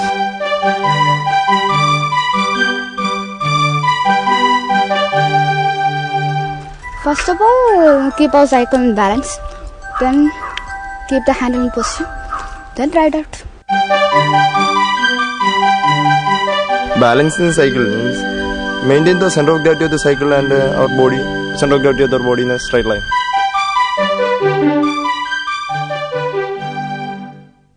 As you just saw, some were uncertain and some were absolutely wrong in answering a simple question as to how one maintains the balance on a bicycle. Maintaining the center of gravity, controlling the handlebar were some of the answers. But these won't help the rider maintain the balance when the bicycle is not in motion. In fact, what helps the rider maintain the balance is the motion. This is why it is easy to balance on a bicycle which is in motion and nearly impossible when it stops. Here, it is the motion that is important, not the rider. Even without a rider, a bicycle can maintain balance as long as it is in motion. Why a bicycle? Even a single wheel maintains balance when it is rolling. This is a feature common to all spinning or rotating bodies. In fact, there are two interesting features in all spinning bodies. One is known as the gyroscopic inertia and the other the precision. First, let us explore what the gyroscopic inertia is all about.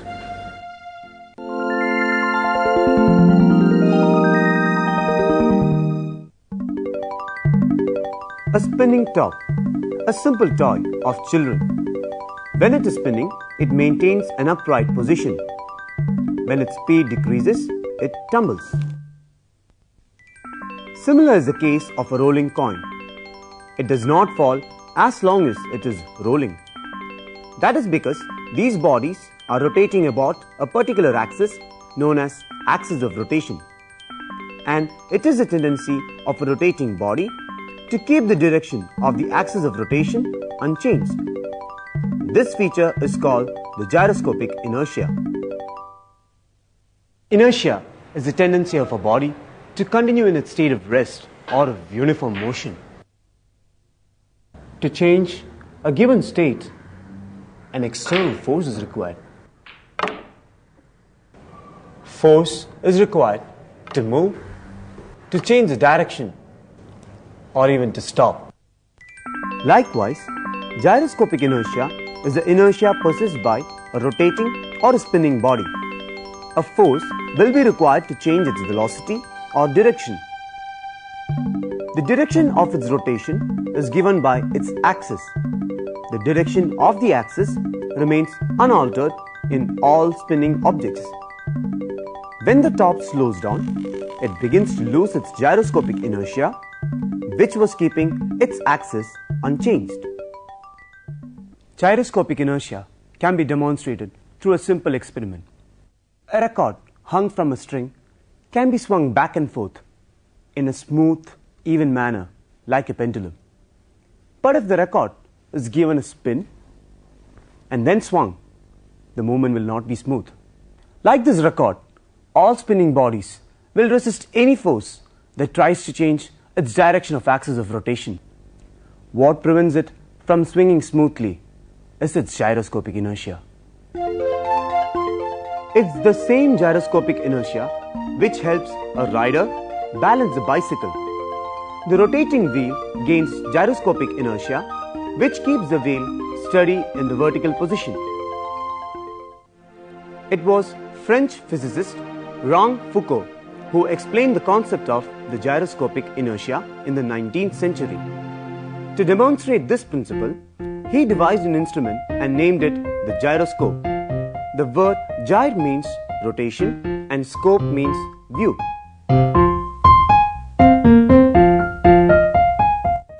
The device consists of a wheel called the rotor, which is mounted on a support system. The support system consists of two circular frames.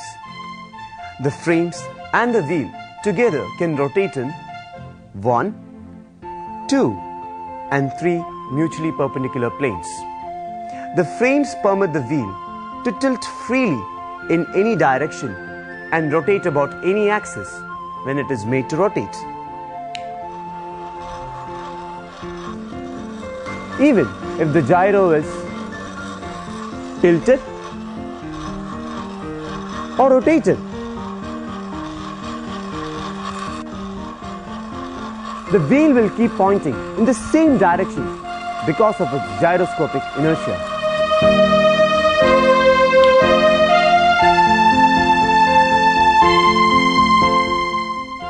When the wheel is static, there is no gyroscopic inertia, and so the wheel cannot maintain its position along the same direction. The magnitude of the inertia is proportional to the weight of the rotor and the distribution of the weight. It also increases with the velocity of rotation. The gyroscopic inertia can serve an important purpose of finding the direction. Instead of the magnetic needle, a gyroscope can be used as a sensitive element of a compass.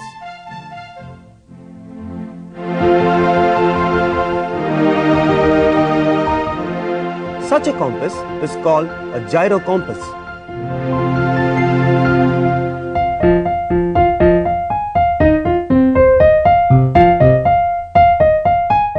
Sailors have been using gyrocompasses since early 20th century. Today, there are advanced versions of gyrocompasses, but their basic structure is the same. In some versions, the rotor is set floating in a liquid medium through which electricity is supplied. It is rotated at a high speed of about 9,000 rotations per minute. The gyroscopes used in ships have extra mechanisms to make them north-seeking. When the gyro is activated, the rotor will start rotating and its axis will gradually settle in the direction of the true north. In the display unit of the gyro compass, the needle indicates the course of the ship with respect to the true north. A repeater display unit of the gyro compass located in the steering section of the ship helps the crew navigate along the course towards the destination. Unlike an ordinary magnetic compass, a gyro compass is not affected by iron and other magnetic materials. Yet another feature of the gyro compass is that it can be interfaced with other navigational equipment such as the Global Positioning System. The gyro compass makes use of the ability of the gyroscope to maintain its axis in the same direction. But the gyroscope can maintain. This feature of the gyroscope is used in an instrument known as the artificial horizon, which measures the tilt.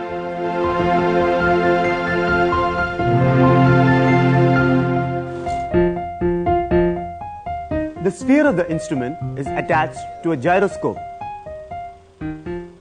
The blue side of the sphere represents the sky. The black portion indicates the earth. The line separating the two represents the horizon.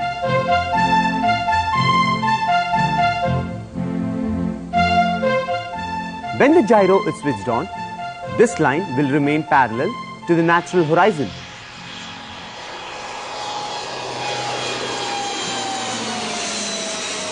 This helps the pilot to make out whether the aircraft is flying tilted or is pitched up or down.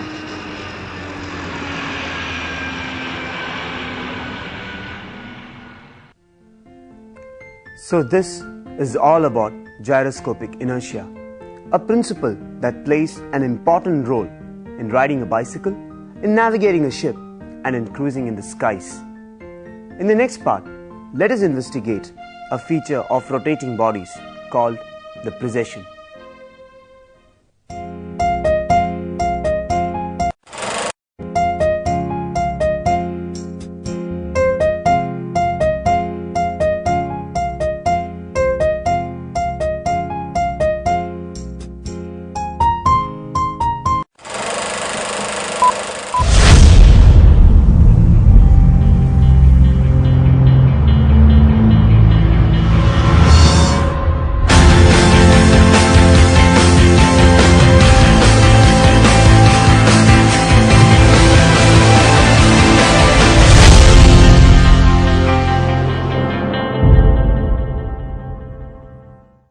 Hello and welcome to the session on Web 3.0.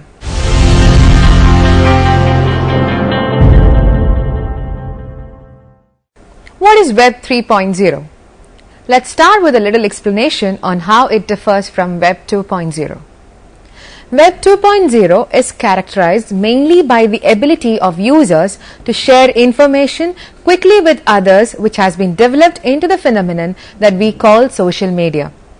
From Twitter to Facebook to YouTube and to all sorts of other kinds of communities, Web 2.0 is all about sharing and seeing.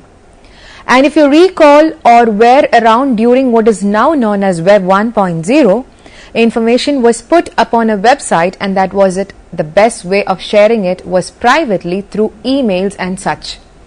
There was little to no communication, and if you wanted information, you had to go to the source for it. Can you imagine such a harsh internet? Through its life cycle, the World Wide Web has been through various phases of development.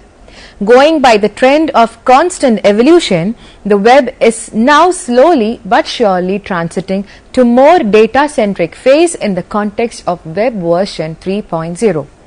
Web 3.0 was first coined by John Markoff of the New York Times, and he suggested Web 3.0 as third generation of the web in 2006. The basic idea of Web 3.0 is to define structured data and link them in order to more effective discovery, automation, integration and reuse across various applications. Web 3.0 tries to link, integrate and analyze data from various data sets to obtain new information stream. It is able to improve data management, support accessibility of mobile internet, simulate creativity and innovation, encourage factor of globalization phenomena, enhance customers' satisfaction, and help to organize collaboration in social web. Why Web 3.0? When we browse the web for some information, it first displays links of some websites, which may or may not be apt for us. One has to try using various combination of keywords to get the relevant information. The web only scans for the keywords specified by the user. Therefore, it is very important to have a platform that reduces the time spent in searching the solutions and helps us arrive at a better solution. In Web 2.0, the answers are displayed in all the contexts except the actual one which the user is searching for.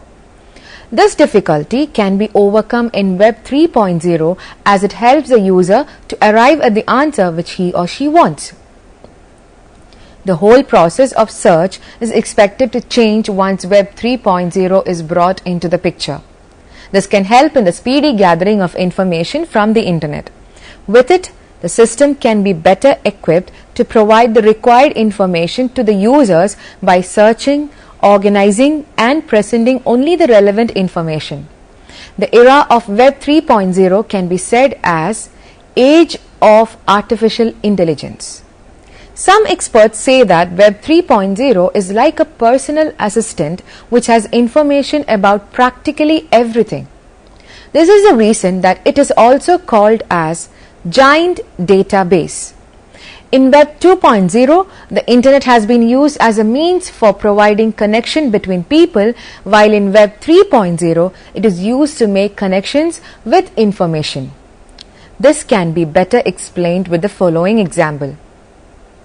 If one wishes to go on a vacation with an estimated budget of rupees 30,000 by using the Web 2.0 technologies, one has to browse through some sites to get the required information about the expenses to be incurred on travel package, place of stay, sightseeing, etc. By browsing various sites, one can compare the rates offered by different travel agents. This is certainly a cumbersome and time-consuming process. However, with Web 3.0, one can reduce time that is spent on browsing different sites, as the internet would do all the work, even when the search parameters are narrowly specified.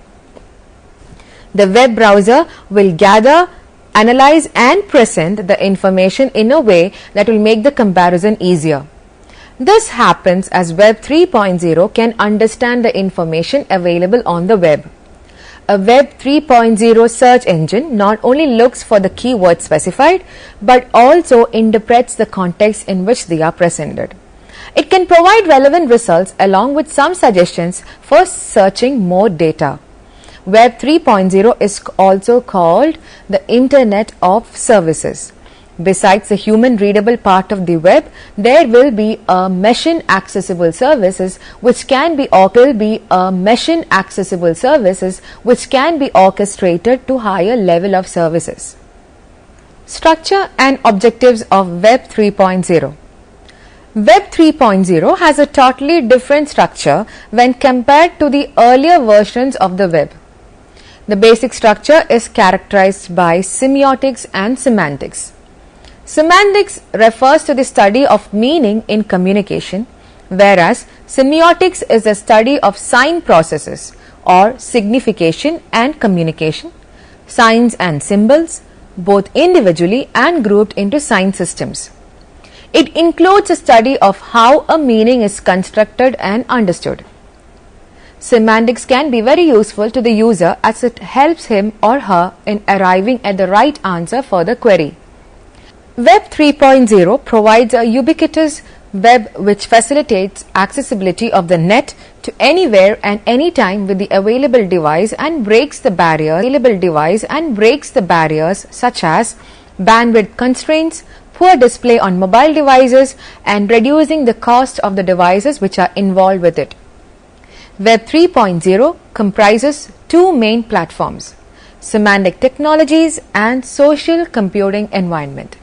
Web 3.0 adopts the semantic technologies and open standards which can be applied to the current web. The main focus of social computing environment is on human-machine synergy, which is required in organizing a large number of social web communities. The main difference between Web 2.0 and Web 3.0 is that Web 2.0 targets on content creativity of users and producers, while Web 3.0 targets on linked data sets. Characteristics of Web 3.0. 4 characteristics of Web 3.0 can be summarized as: 1. Intelligence. Experts believe that one of the most promising features of Web 3.0 will be web with intelligence, that is, an intelligent web. Applications will work intelligently with the use of human-computer interaction and intelligence. Different artificial intelligence based tools and techniques such as rough sets, fuzzy sets, neural networks, machine learning, etc. will be incorporated with the applications to work intelligently. This means an application based on Web 3.0 can directly do intelligent analysis, and then optimal output would be possible even without much intervention of the user. Documents in different languages can be intelligently translated into other languages in Web 3.0 era. Web 3.0 should enable us to work through natural language. Therefore, users can use their native language for communication with the others around the world. 2. Personalization. Another characteristics of Web 3.0 era is personalization. Personal or individual preferences would be considered during different activities such as information processing, search, formation of personalized portal on the web. Semantic web would be the core technology for personalization in Web 3.0. 3. Interoperability. In the context of Web 3.0, the terms interoperability, collaboration and reusability are basically interrelated. Interoperability implies reuse, which is again a form of collaboration. Web 3.0 will provide a communicative medium for knowledge and information exchange. When a person or a software program produces information on the web and this information used by another, then the creation of new form of information or knowledge takes place. An application based on Web 3.0 would be able to run on many types of computers, microwave devices, handheld devices, mobiles, TVs, automobiles and many others. Pervasive web is a term used to describe this phenomenon where web is operable to a wide range of electronic devices. 4. Virtualization. Web 3.0 would be a web with high-speed internet bandwidths and high-end 3D graphics which can better be utilized for virtualization. The trend for future web refers to the creation of virtual three-dimensional environments. An example of the most popular 3D web application of Web 3.0 is Second Life. Technology trends for Web 3.0. Based upon the above definitions, it is likely that the new generation of web applications will have some specific core technologies to support them. In this section, we present some of the major trends in terms of technologies that might become the building blocks of the Web 3.0. They are semantic web, social web, ubiquitous web, media-centric web, the 3D web, etc. Among these, the most important one is semantic web. Semantic web. Web 3.0 is also known as semantic web. Semantic web was thought up by Tim Berners-Lee, inventor of the World Wide Web. According to World Wide Web Consortium, the semantic web provides a common framework that allows data to be shared and reused across application, enterprise and community boundaries. The main purpose of the semantic web is driving the evolution of the current web by enabling users to find, share and combine information more easily. The semantic web, as originally envisioned, is a system that enables machines to understand and respond to complex human requests based on their meaning. Such an understanding requires that the relevant information sources be semantically structured. Tim Berners-Lee originally expressed the semantic web as follows. If HTML and the web made all the online documents look like one huge book, RDF, schema and inference languages will make all the data in the world look like one huge database. Semantic web is not limited to published data on the web. It is about making links to connect related data. Berners-Lee introduced a set of rules that have become known as the linked data principles to publish and connect data on the web in 2007. The development of the semantic web proceeds in steps, each step building a layer on top of another.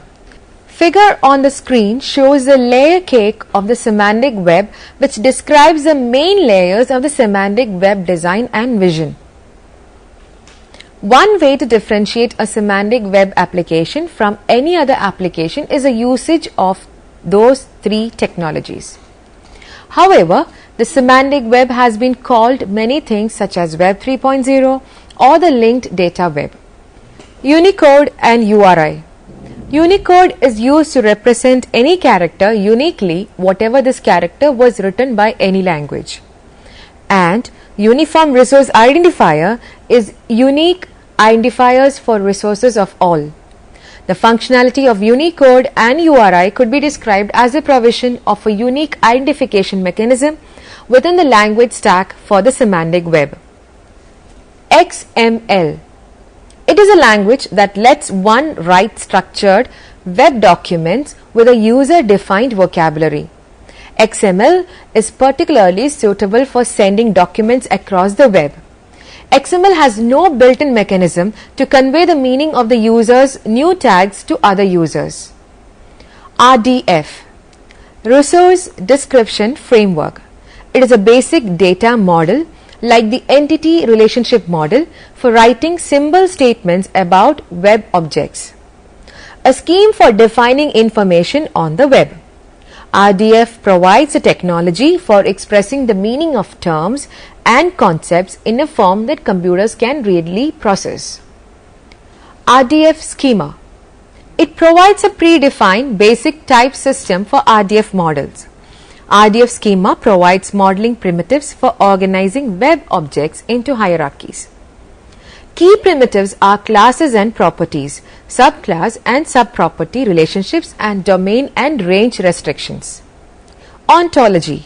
The ontology layer described properties and the relationship between properties and different.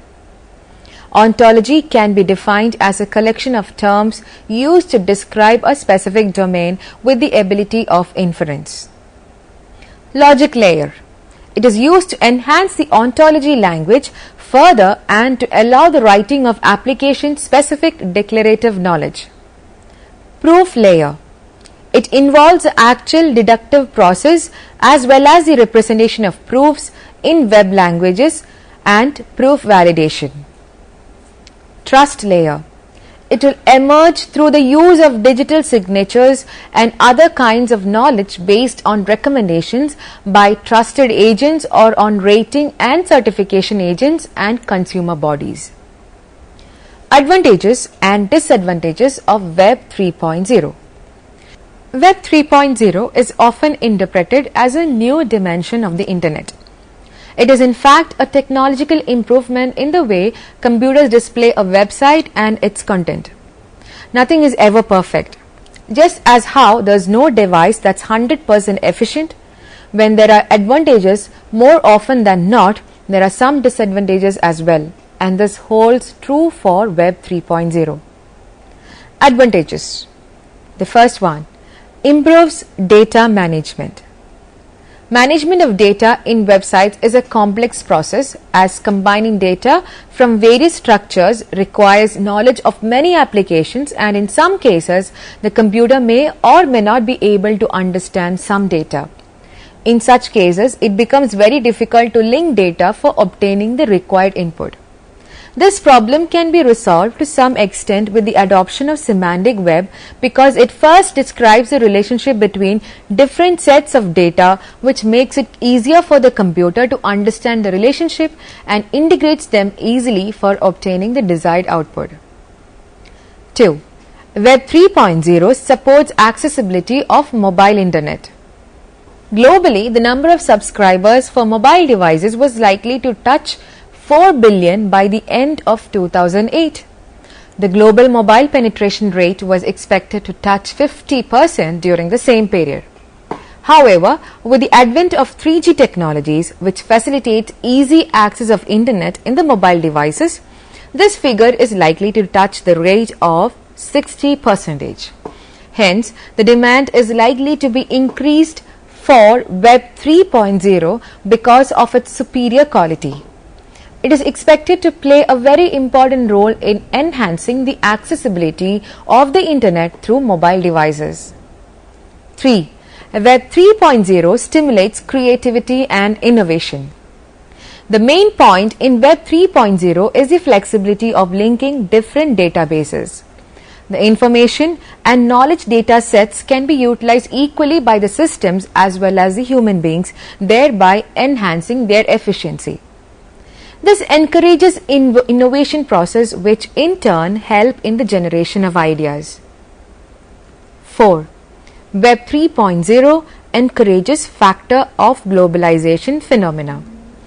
Web 3.0 aims at building standardizing various data structures through a common programming language known as Resource Description Framework.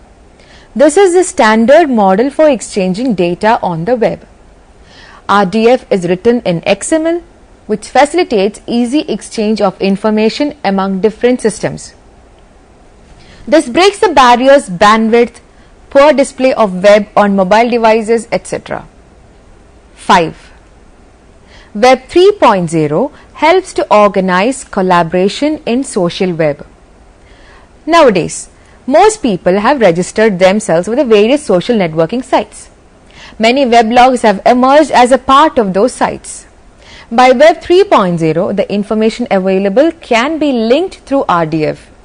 This process helps in creating a list of conversations across blogs and mailing lists.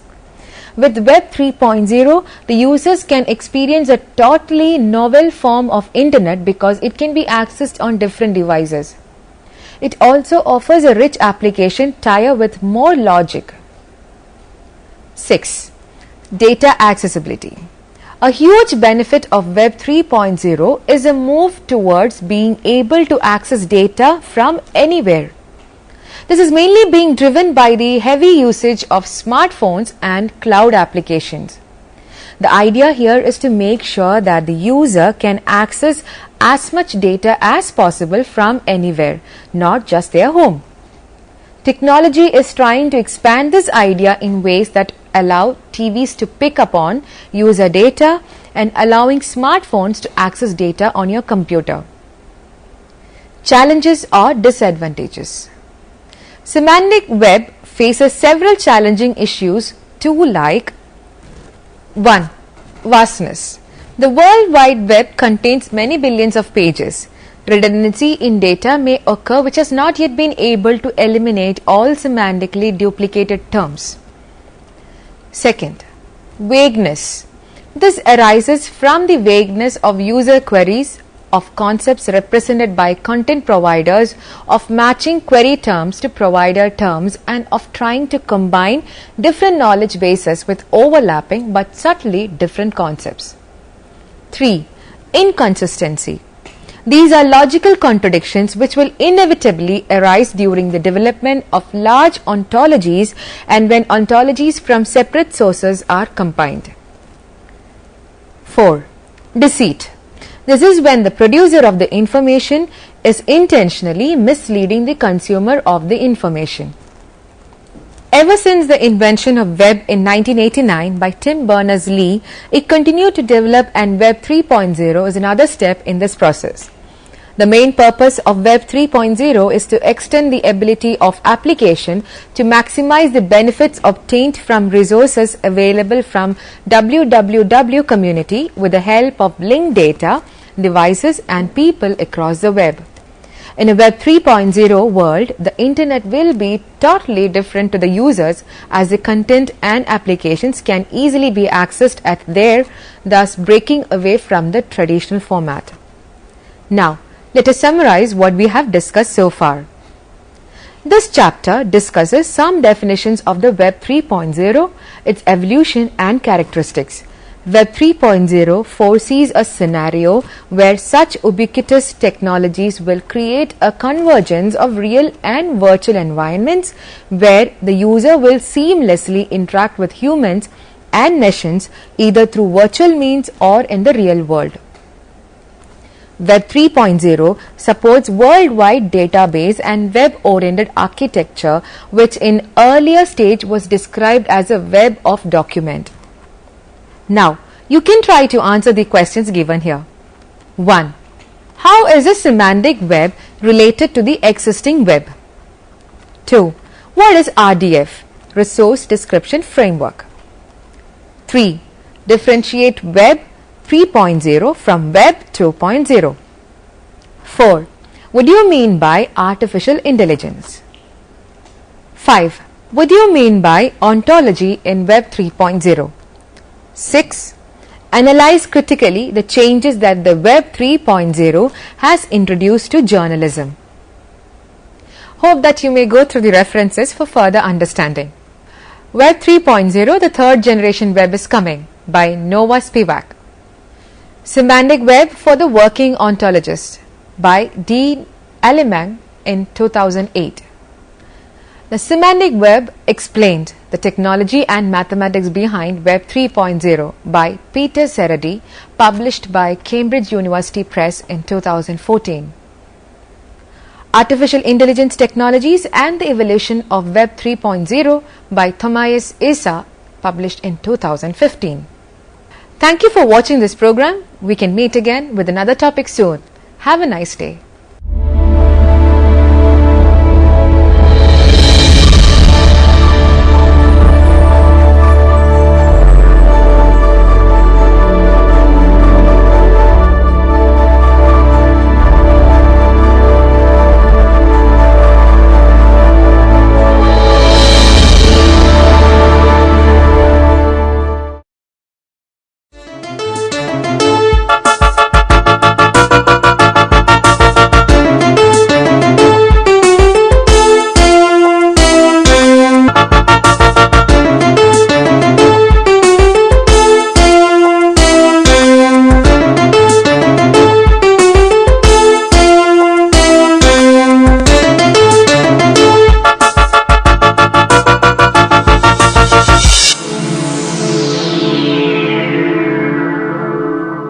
Welcome to the interface.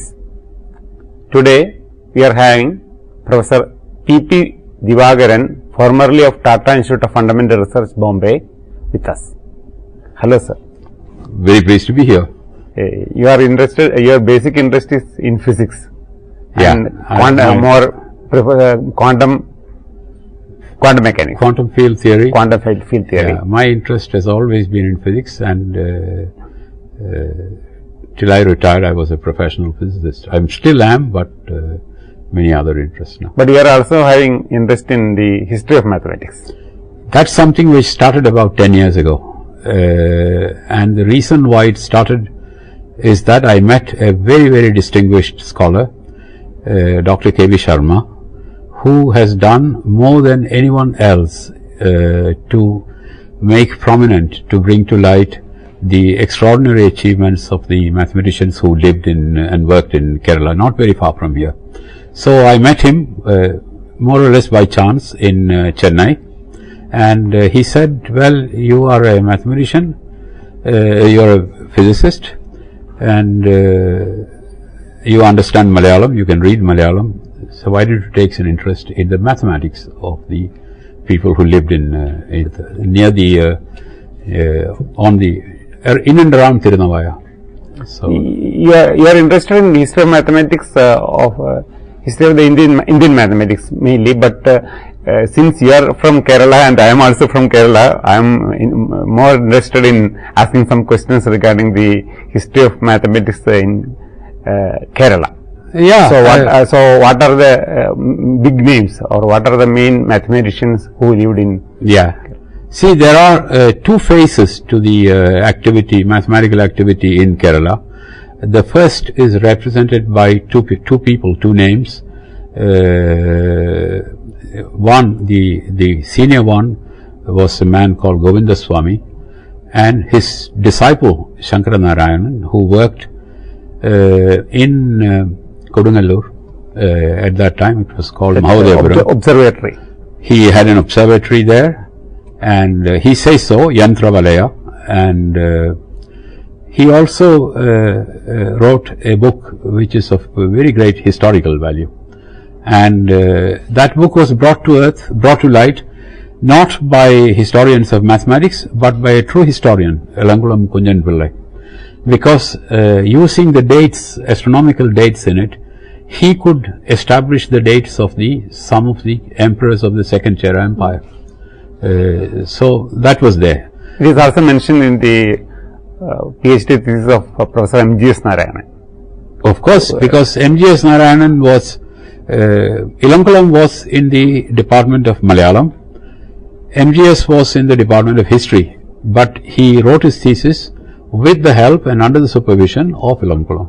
So it's natural. And after Govindaswamy and Shankara Narayanan, what are the main figures in? Then for about 500 years we have no news, no mathematical news from not only Kerala but from many parts of South India, except one or two names in Karnataka.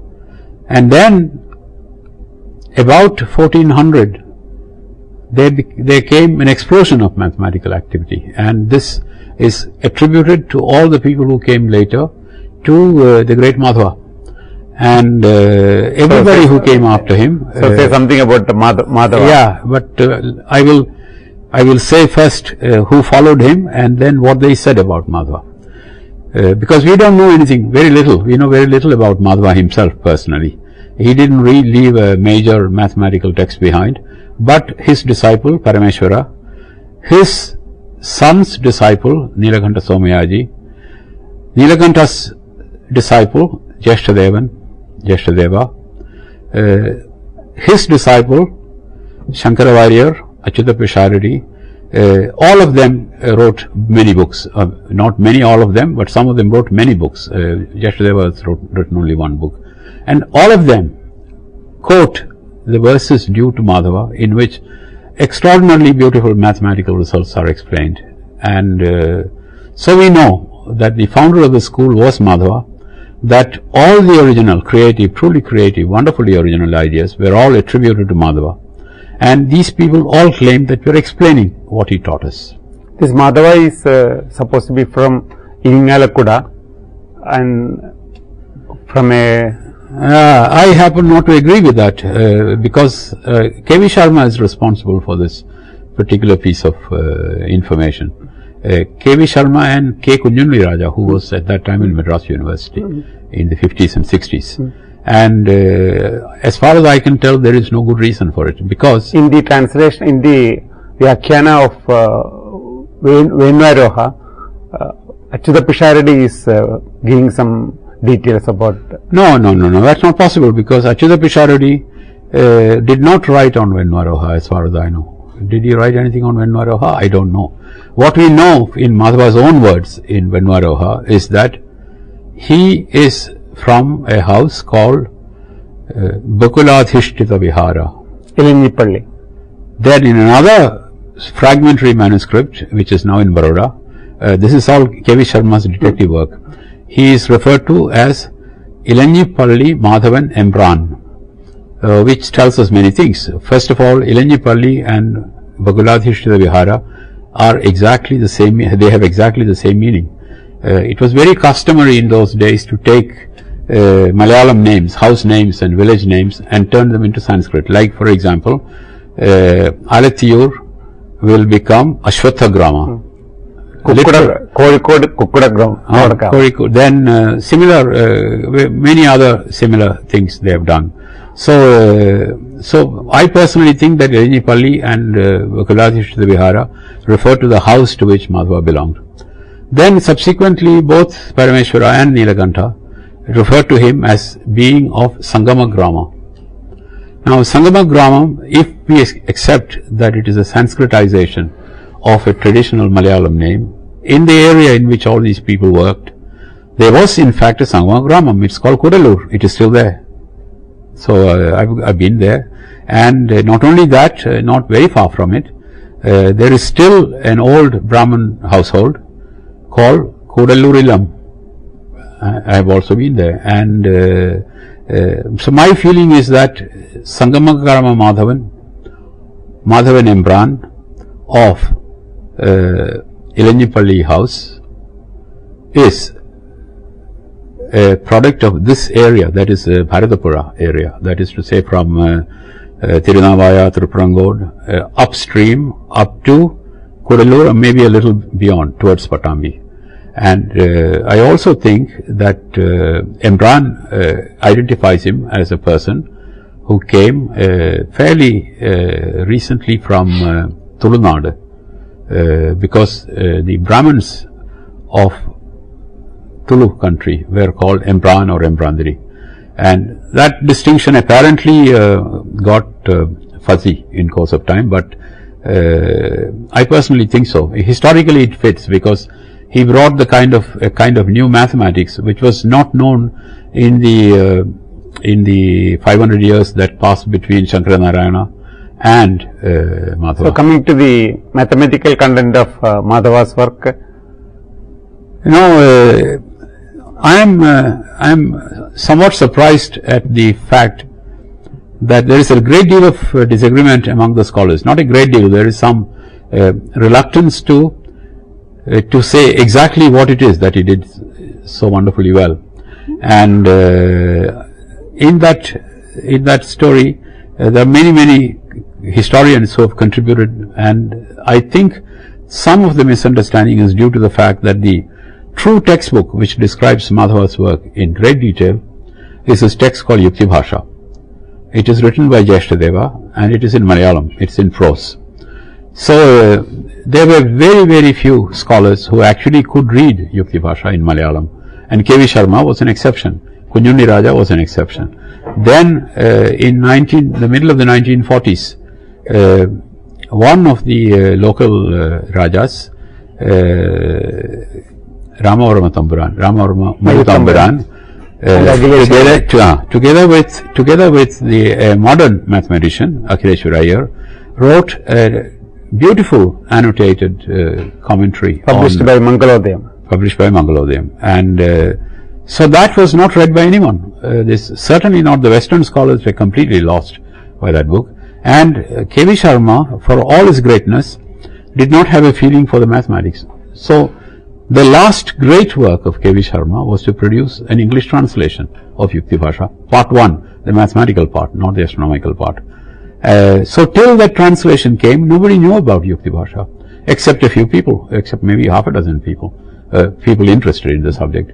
So Yukti Bhasha, several places, and as important as Yukti Bhasha is also the last great work of Nilakantha, which is the Bhashya of Aryabhatiya, which is also a work in prose but in Sanskrit. But that is full of references to Madhava. In fact, many places, quite a few places, Madhava's name comes up. For example, there are places where he will say Madhavadi Gunitatnacharya, or he will Madhavodita. There is the case with there is the case with other people also. Parameshwaran does not refer to Madhava by name so many times, and these references come. But Parameshwaran treats Madhava is the guru of. But he was his guru. Nice. Parameshwara was Madhava's Shishya. Okay, whereas Nilakantha was not, and Madhava was not alive when Nilakantha became Parameshwara's, went and lived in Parameshwara's house to learn from his sons. So at that time, Damodara and Ravi both. At that time, that was, Nilakantha, Parameshwara was born probably in 1440, something like that, and Madhava would have been dead for about 20 years by then. So we are not the original works of Madhava. Most of the original works of Madhava are not available with us. We are learning from other books written by his Shishyas and their Shishyas, Shishya Parampara, and I think they are very reliable, because by then, the records are reasonably good, and especially what Nilakantha says about Madhava, I don't think we should question, because he is obviously very full of the Madhava lore which he has got from his grand guru Parameshwara. So I think we can trust that. And about the dates, Parameshwara was probably not. Parameshwara is the only disciple of Madhava that we know of. If there were others, we don't know. But Nilakantha says in several places that here is a verse due to Madhava, or Shankaravarya will quote 2 or 3 verses, or Yashtadeva will quote 2 or 3 verses with no attribution. It doesn't say it is from Bhaskaracharya, and when we cannot attribute them to other people, it is customary, at least most scholars do it now, they think these are verses, occasional verses written by Madhava. We do not know a collected book in which he has put it all together. I don't think he did that. My personal view is that he never got round to writing. I think he was an extraordinarily brilliant mathematician. He had no time to write books. That's a very correct. Yeah, I think so. Many people are like that. Yeah, I think so. And regarding Madhava's contributions, one main thing is usually considered as the Grigori series. That's No, actually, this has been known for a long time. That is to say, these verses due to, for example, at the time when Ramavarma Tamburan and Akhileshwar Iyer produced their book, they were in touch with professor of mathematics in Madras at that time, C.T. Rajagopal, who did a great deal to write by writing articles, publicize these things. So those who read that, and that was published in English, those who read that knew that several of the series which we know by other names now, like Gregory series or Leibniz series or Newton series for the sine and the cosine, they were all done by Madhva, and more than that, they were done in a way which was quite dazzlingly original to these people. But C.T. Rajagopal also did not read Malayalam. Okay, he depended to some extent on someone who Balagangadharan, who was in the Tata Institute School of Mathematics for a short time. He was in our department also for a while. He was in your department for a while, and he was an old friend of mine. I knew him very well. So he produced the first collected bibliography of works of Kerala origin at that time, during the time of Madhava to let's say Achyuta Pisharadi. So in that sense, that was known only. So everybody thought, wonderful, he's anticipated Gregory and Leibniz and Newton by 275 years, but they thought that was all. But if you read Yukti Bhasha now, and if you read it carefully, and you follow all the little detailed steps one by one, then what you see is that it is not that these series were produced by Madhava. He actually invented calculus, because the series, especially the so-called Gregory series, that is series for pi. Not only stated it. The proofs are also given. Proofs are complete, and in many ways much better than the proofs in Europe, which came much later. It's very detailed. The proofs are very detailed, formally very satisfactory, intuitively very clear what the driving force is. And if you analyze this, it's very clear that what he has done was to invent infinitesimal calculus, but for only trigonometric functions. Sir, why these people are interested in evaluation of that's a very interesting, but unfortunately it's a very complicated question. It's also a technical question, because for this related to astronomy, it is indirectly related to astronomy, but I will have something to remind me to talk about the non-astronomical aspects of the work of Now I call this school the Nila school, because the Nila Nadi is the river which nourished all these villages. These are all these famous 64 villages which were set up by supposedly by Parshuram, Panniyur, Shogopuram, Tirunavaya, all these places. So I call it the Nila school because all these people lived within 10 kilometers of one another. From Trikandiyur to Kudallur is not very far, 15 kilometers. So given this thing, I call it the Nila school. So the Nila school's work for me is characterized by great originality, and for the first time to take mathematics away from its astronomical applications. But I'll come to that maybe later if there is time. But the original starting point is Aryabhata, and Aryabhata's mathematics was fully driven by astronomy, because he took the astronomical model from Alexandria, supplied the mathematics which was already developed in India, added to his own invention, such as, for example, trigonometry.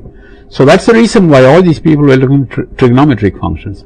So what he did was then to prepare a famous table called the sine table, in which for a certain set of values of an angle in a circle, he computed what we call the sine function. Now there is a very mysterious, very difficult to read, very elliptic verse of Aryabhata which says, we can do this for arcs of the circle, that is angles, which we can fix according to our wish, yatheshtani. Okay, in other words, arbitrarily. As modern language, modern mathematical language will say, for arbitrary angles, I want to compute the sine. Okay. Now, of course, he only computed it for steps of pi divided by 48. That is, the circle is divided into 96 equal parts. He is also giving an approximate value for pi in Aryabhata. Yeah, because you cannot do this without a value. 0.1416. Yeah, there is a value. Aryabhata gave a value for pi. Not only did he give a value for pi, he also said it is proximate, not approximate. It's very close to it, the correct value, but it is not the correct value. So if he says that you can do it for arbitrary angles, somebody has to do it. For 900 years, nobody did it because many people misunderstood what Aryabhatta meant. Like, for example, the first Bhaskara, not the Bhaskaracharya that we know famously. Even the Bhaskaracharya, in his actual work, he also says that you can make it small, but he never used the small angle values for the trigonometric functions. It is non-trivial to do it because the big change is that you can make them, you can cut them into smaller and smaller pieces, and you can determine the function sign for each such piece. But Madhava's great genius lay in the fact that he said, I don't want to cut it into pieces. I want to do it for arbitrary values of the angle, not arbitrary divisions of the circle, but arbitrary but equal divisions of the circle, but arbitrary angles given any value of theta. It doesn't have to be of the form 2 pi divided by n multiplied by some number, any value whatsoever. I want to know what the sine function is. To know that, since you're going to look for exact values of the sine, you want an exact value for pi. That is why he developed what is now called Gregory series, the value of pi, and that is in fact the derivation of that infinite series for pi is probably the most revolutionary step taken in Indian mathematics. I personally, it's a very, very powerful result. A series is evaluated. It's not just, first of all, to imagine that you can write an infinite series and give it mathematical sense. We don't know that it makes mathematical sense. I mean, in fact, it's the first time that it was done. Number one. Number two, to realize that you cannot give a value for pi in the form of, let's say, a rational expression. Okay, numerical expression divided by some fraction, sums of fractions, whatever. You cannot give a value for the angle theta as a rational function of tan theta. All of that is implicit in this. Then, to actually say, all right, I can't do all those things, what can I do? I can write an infinite series, and I can prove that it is exactly correct. So I think Madhava's greatness is no longer in question. For a long time, no one knew. You know, the amazing thing is that we have satellites named after Aryabhatta. We have in fact, satellite is named as Aryabhatta, not as Aryabhatta. That's a complicated question. We don't want to get into it. It's Aryabhatta. It's they don't. You see, if you drop the last vocal Aryabhatta, you say it Aryabhat, then you lose information about whether the last T is a T or a double T. And Bhatta, people were very fond of using it. And in all the textbooks, whenever Aryabhatta's name is mentioned, either by him or other people, it is always written as Aryabhatta, not as Aryabhatta. No, if Aryabhatta, if you write it as Aryabhatta, then the verses won't scan, because Bhatta is Laghu Laghu, Bhatta is Guru Laghu. So it won't scan. So that is no one doubts that. This people of this school considered the Gregory series expansion for pi as well as some other series which can be used to evaluate the value of pi. Yeah. But are they interested in the convergence of a series of an arbitrary series? You are asking very technical questions, but I will answer. For example, in I read that in this Aryabhatiya Bhashya of Nilakanta, some other series are also evaluated. For example, the geometric series.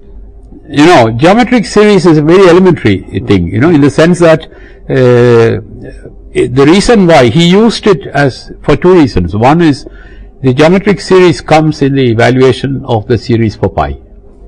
Okay, because it comes as 1 over 1 plus t square. Secant square theta, you want to expand it in powers of tan theta. So you get 1 over 1 plus t square. So its Indian version requires exactly the same expansion. That's one reason. The other is the geometric series, for proper choice of the variable, is the most elementary example of a convergent infinite series. So Nilakanta used this series to illustrate the idea of what is meant by the sum of a convergent infinite series. In particular, he says at one point, it must attain but not overshoot the value. So it is a limit. It is to be understood as a limit.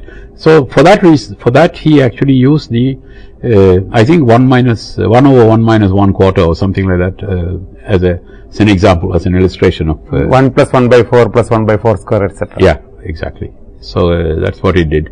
So there were many such signposts to a very modern way of thinking. Not only that, there is so as I said, it's a very technical question.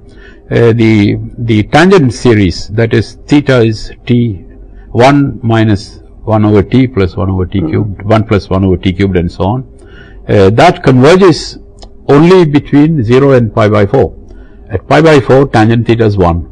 Beyond pi by 4, it is greater than 1. So this series won't converge. It's on the edge of being convergent, because it's a conditionally convergent series. It's not absolutely convergent. If you change the minus signs to plus signs, the series doesn't converge. So it's a borderline case. So Yeshterdeva says, all right, so what do we do when the angle is bigger than pi by 4? He said, then you must make sure that instead of expanding in sine theta divided by cosine theta, which is always less than 1, you must now expand everything in terms of cosine theta divided by sine theta, which is less than 1 for angle between pi by 4 and pi by 2. This is very, very clearly explained. So they were concerned with questions of convergence. They did not have, naturally, they did not have very sophisticated ideas of what is convergent, what is conditionally convergent. Those things are not there. Power series for this sin x and cos x. That was the goal, no? That was the holy grail. You wanted a power series for sine, and to get there, to make sense of it, you have to make power series for tan theta or pi.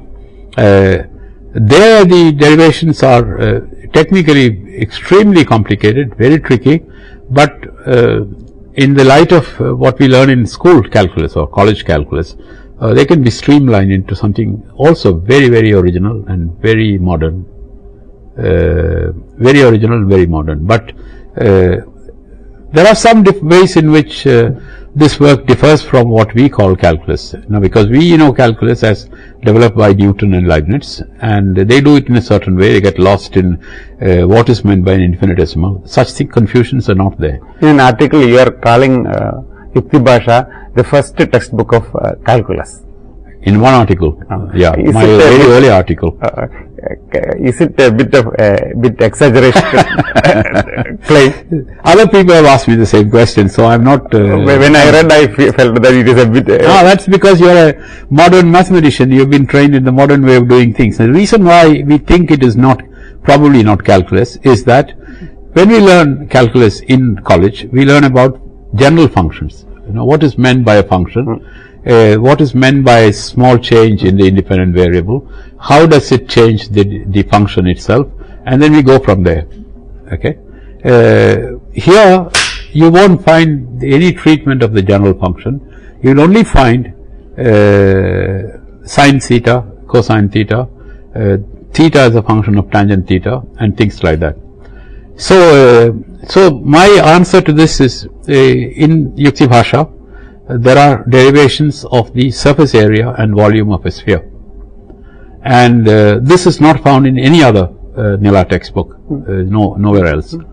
Now, if you go through this and convert all the sentences into symbols and equations, you write it all down, what you get is what you learned in college and what I learned in college.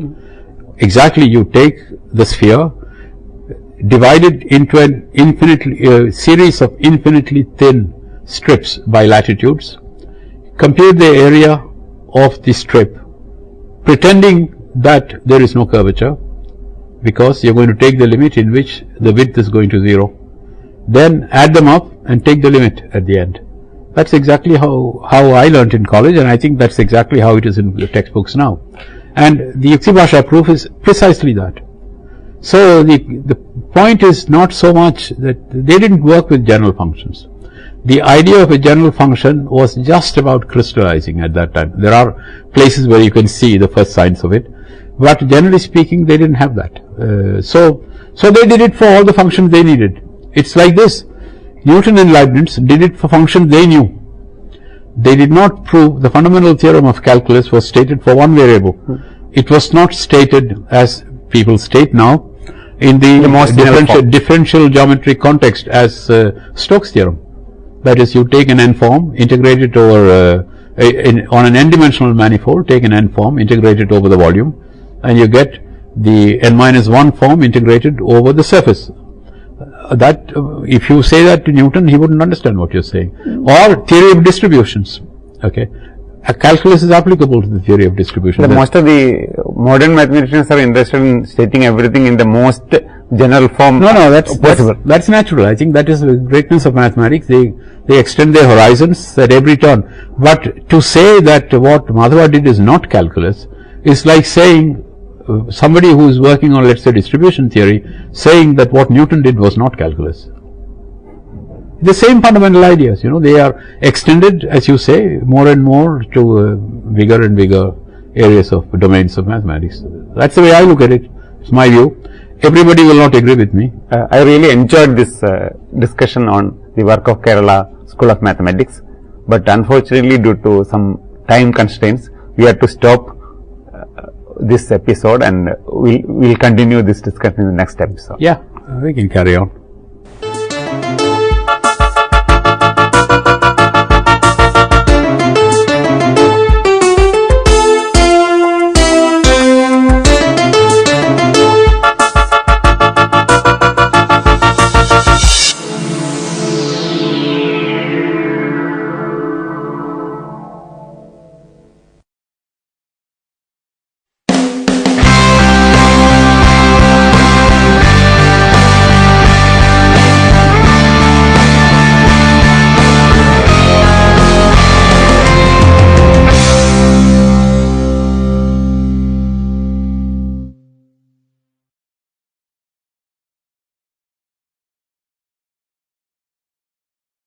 Deconstructive turn in philosophy.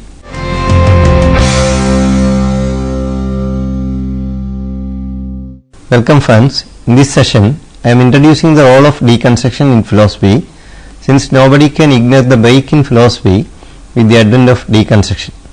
As a most important leap in philosophy, deconstruction has pervaded the whole world of literary criticism and even social sciences. In the history of philosophy, Derrida played a very important role to introduce a new philosophy of the postmodern period. Jacques Derrida, 1930 to 2004, was born in Algiers, and he became a faculty of École Normale Supérieure, the most famous academic institute in Paris, where Sartre, Simon de Beauvoir, Foucault and such philosophers spent their academic life. He became one of the most prominent thinkers of 20th century. His writings, unlike most other philosophers, created far-reaching consequences in the studies of culture and literature. Derrida considered philosophy as a necessary tool in the history of civilization. He began to philosophize at a time when structural and semiotic studies were enjoying a dominant role in philosophical and cultural studies. Thinkers and cultural critics involved in semiotic investigations following Ferdinand de Saussure, Roland Barthes and Lévi-Strauss. Similarly, the phenomenological wave propounded by Edmund Husserl and Martin Heidegger was prevalent in the West. Derrida, by means of analyzing both these trends, put forth a philosophy of his own. His analysis of phenomenology, as we find in his Speech and Phenomenon, and criticism of structuralism, as we see in his Of Grammatology, paved way for what we now call as deconstruction. Later, there developed a vast array of deconstructions in philosophy following Derrida. Since it evolved after and criticizing structuralism, it is also known as post-structuralism. Deconstruction, as the term indicates, is a kind of dismantling the existing text. As we know, Saussure started a way of textual inquiry. Lévi-Strauss also resorted to textual analysis in order to reveal anthropological and philosophical notions inherent in the text. The textual analysis is an attempt to reveal the hidden meaning of the text. In other words, textual reading always tries to decode the meaning of signs. Structuralism considers text as composed of signs. Accordingly, signs are capable of producing meaning, since they are pregnant with meaning. According to Ferdinand de Saussure, Lévi-Strauss and such semiotic analysts, signs act as vehicles of meaning. So, the structural and semiotic approach was actually a break in reading. It became a permanent way of understanding text, and the act of reading became a serious process with this change in language philosophy. However, Derrida began to reveal an important limitation on the part of semiotic and structural studies. Above all, Derrida shows that the failure on the part of structuralism was only a continuation of the error in the history of philosophy. The same philosophical limit is inherent in phenomenology as well. So, the history of philosophy from ancient to modern, from Plato to Nietzsche, exhibits the limitation of metaphysics. The following three parts of inquiry will help us to understand the way Derrida propounds his philosophy. Logocentrism, metaphysics of presence, binary opposition and determinacy of meaning. In order to understand the philosophy of deconstruction envisaged by Derrida, the analysis of the above given three factors is necessary. Actually, Derrida did not envisage either a philosophy or a methodology apart from his reading of certain texts.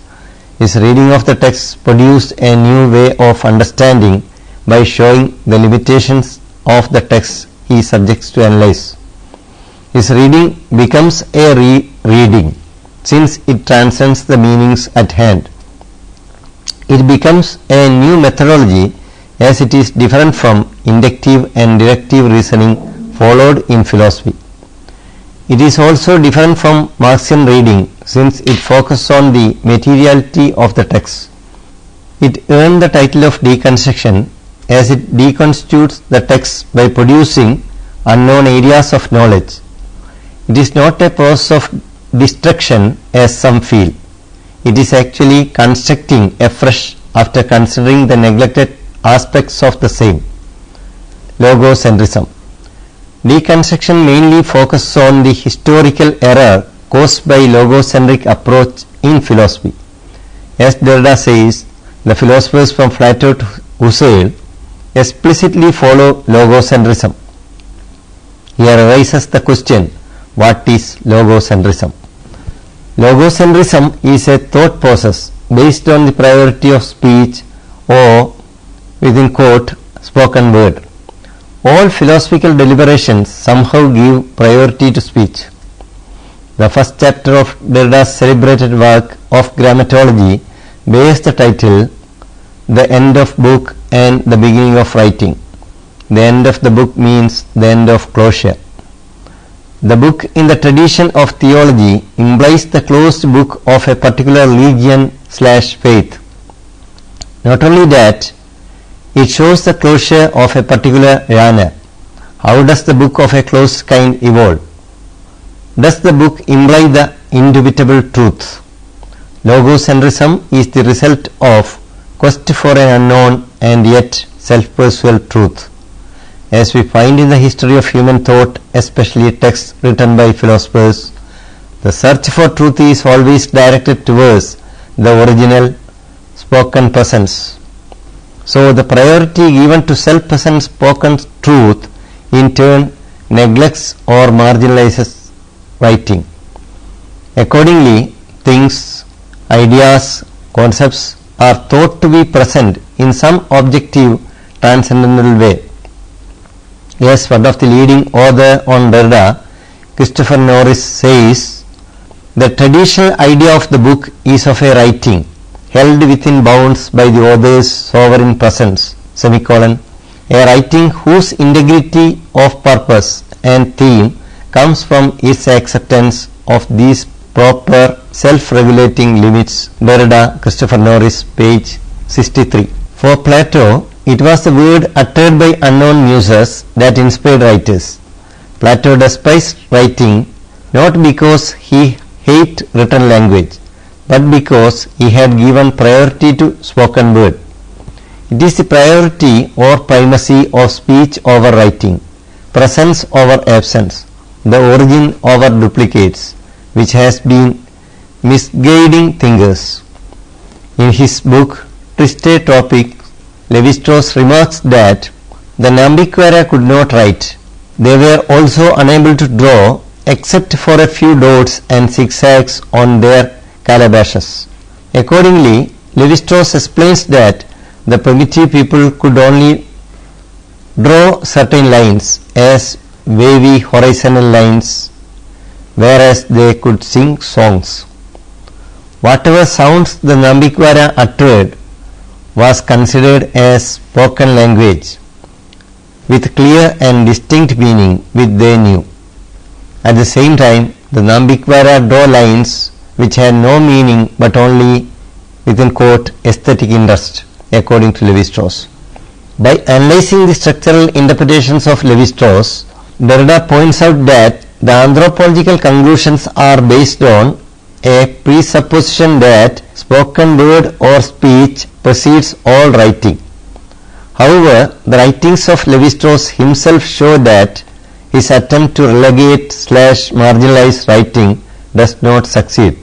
Why do thinkers from Plato to Levi-Strauss prefer spoken word and neglect or even consider writing as inferior?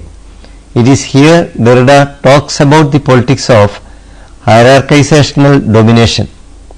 Levi-Strauss actually knew that the Nambikwara could draw lines in their own way as they uttered words of their own language.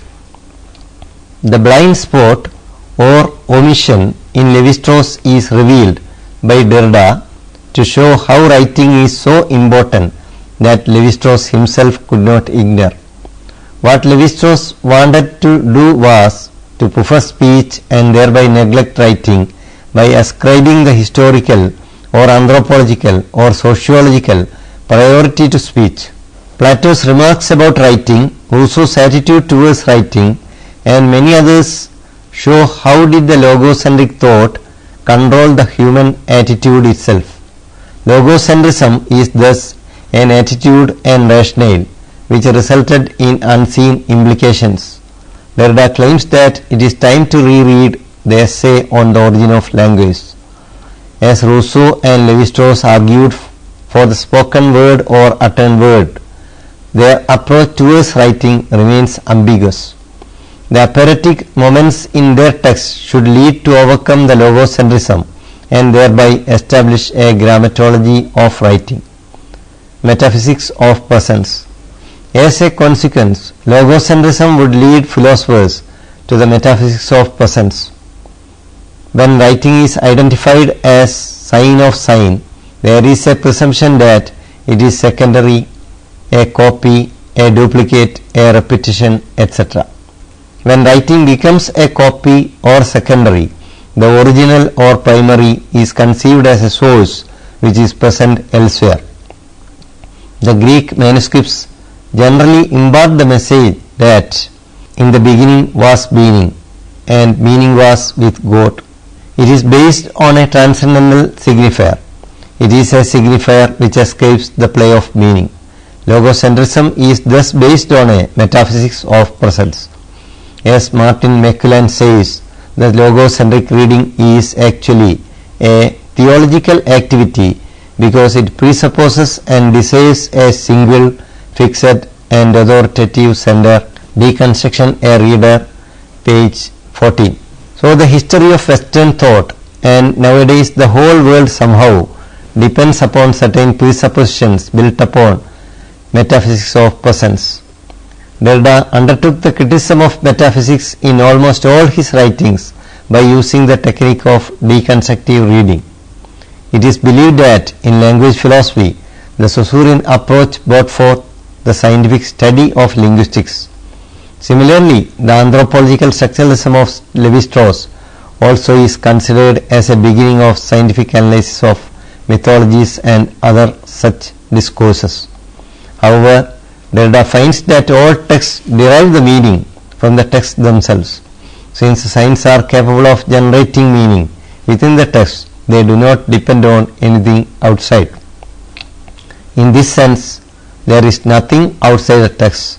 So theories of correspondence truth cannot claim validity, as the meaning does not have its origin outside.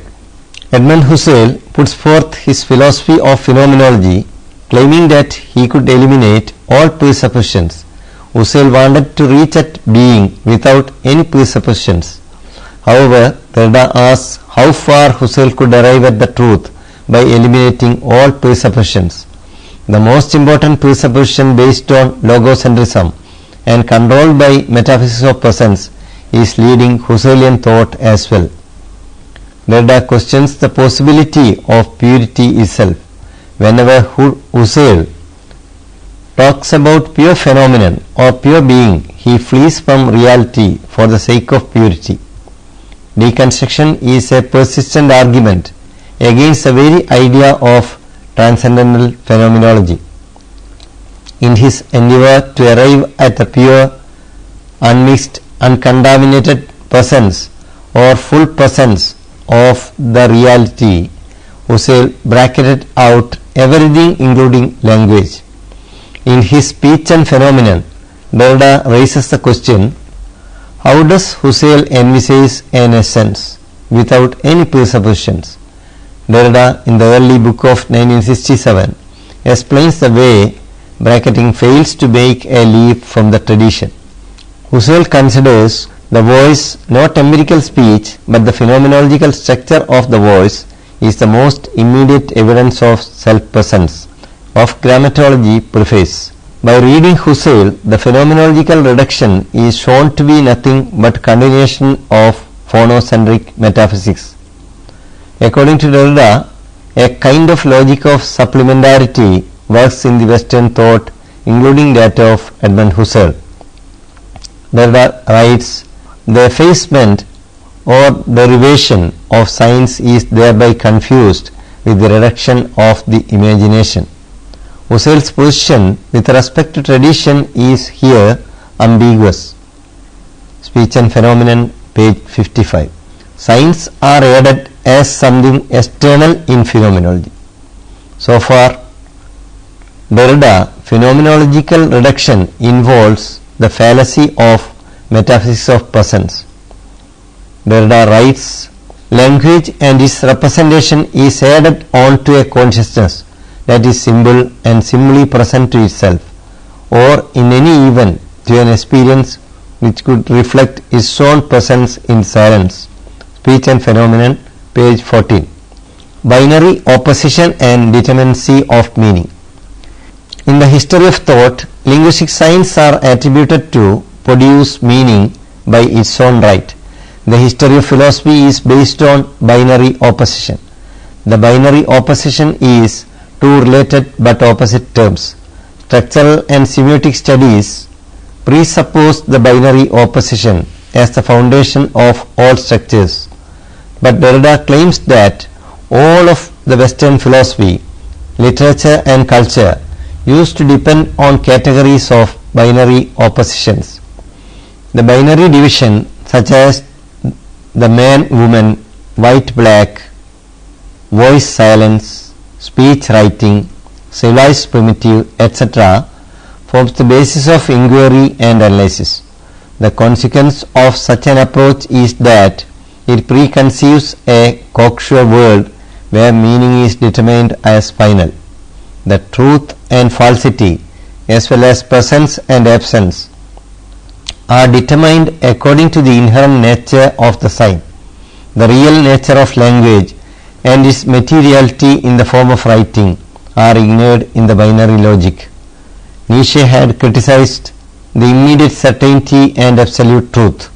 In the case of Derrida, meaning always depends on factors which need not be known immediately.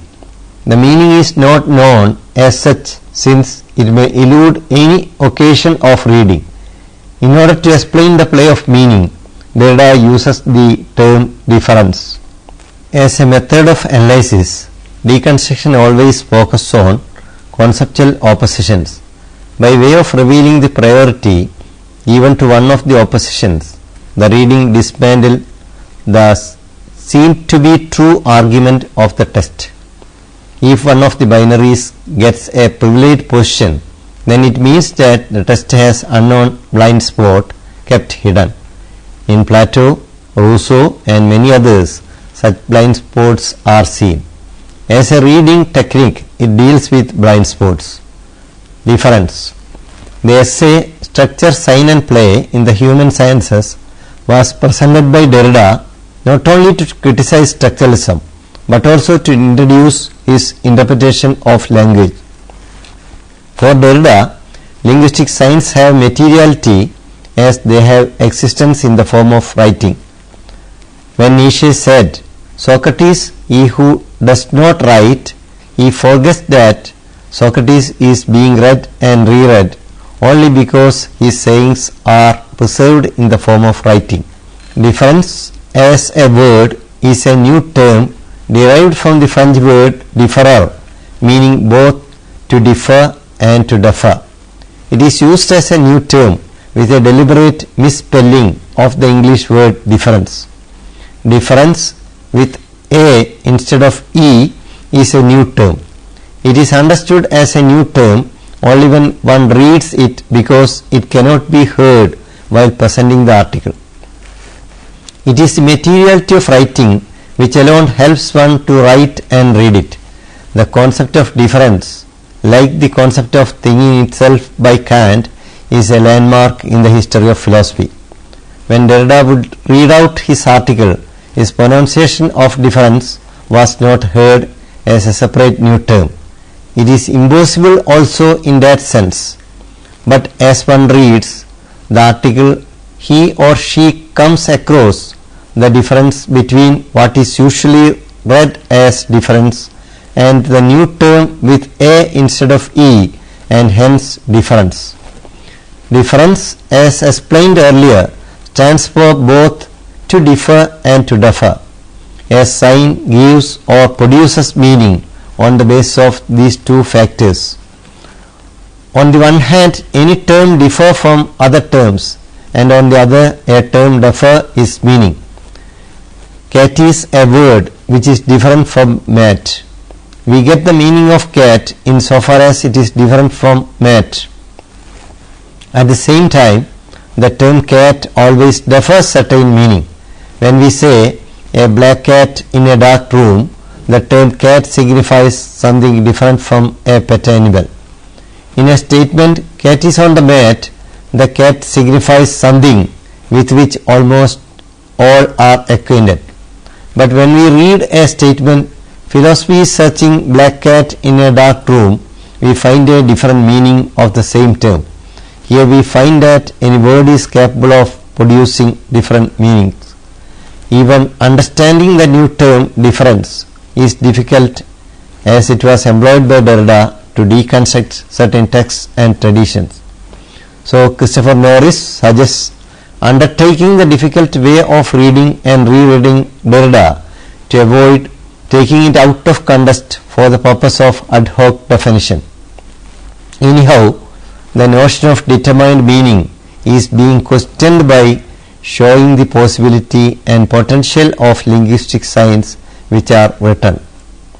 In short, Derrida envisaged a philosophy of writing and thereby inaugurated a new way of understanding reading and writing. Derrida's invention of deconstruction opened up a new chapter in philosophy and helped the subject to enter the analysis of culture. It became an indelible mark in the history of human culture. Summary. Deconstruction paved a turn in philosophy with its new methodology and approach in reading. Jacques Derrida, by reading the texts of phenomenology and structuralism, started the process called rereading a text. After reading texts written by Edmund Husserl, Lévi-Strauss and Ferdinand de Saussure, Derrida showed the need for rereading the whole history of philosophy. He argued that from the ancient to modern, most of the thinkers follow the logocentric approach. In order to overcome the logocentrism, Derrida envisaged a philosophy of writing in his Of Grammatology. What he calls metaphysics of presence controls the inquiries of thinkers, since they knowingly or unknowingly follow the logocentric approach. So, the dismantling or deconstituting of human discourses is essential to bring about the blind spots inherent in them. In order to fulfill this purpose, the binary oppositions and aporias in the text are analyzed. The aporetic moments are shown to infer the opposite of what the text claims to establish in the surface. While showing the need for rereading text, Derrida introduces a new term, difference, with A instead of E. Actually, the newly coined term reveals the nature of linguistic sign. Now we are supposed to answer the following questions. Explain main features of deconstructive philosophy of Derrida. Discuss metaphysics of presence. Explain indeterminacy of meaning. What is meant by difference? How does Derrida problematizes binary opposition? Some of the most important books which you have to refer are being given at the end of this summary. Jacques Derrida, Speech and Phenomena and Other Essays on Husserl's Theory of Science, David B. Elliston, translated, Evanston, Northwestern University Press, 1973. Second, Of Grammatology, Gayatri Chakravarti Spivak, translated, Motilal Banarsi Das, Delhi, 1994. Writing and Difference, Alan Bass, translated, Routledge and Kegan Paul, 1981. Christopher Norris, Derrida, Fontana Press, London, 1989.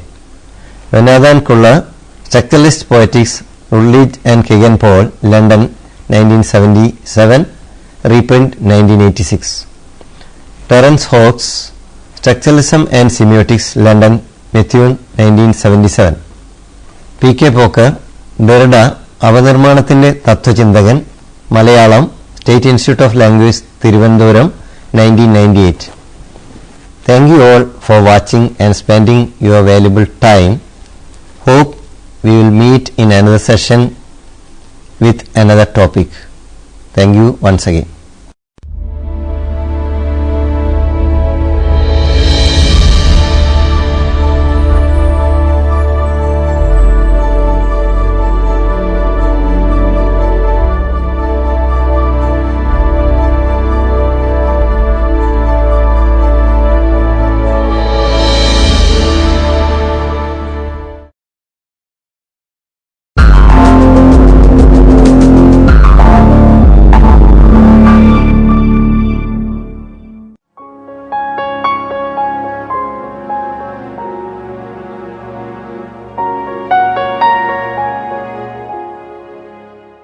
Welcome friends. In this session, we describe inverse trigonometric and hyperbolic functions in terms of logarithms. That is, inverse trigonometric and hyperbolic functions can be described in terms of logarithms. To define the inverse sine function, that is sine inverse set, we write W is equal to sine inverse set when z is equal to sine W. That is, W is equal to sine inverse set when z is equal to e raised to IW minus e raised to minus IW by 2i. Equation number 1. Now, 1 is 2iz is equal to e raised to IW minus 1 by e raised to IW and gives e raised to IW square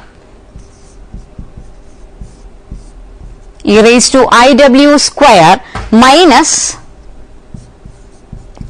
2i into z into e raised to IW minus 1 is equal to 0, which is quadratic equation in e raised to IW. Solving for e raised to IW, we get e raised to IW is equal to iz plus 1 minus z square raised to 1 by 2. Equation number 2.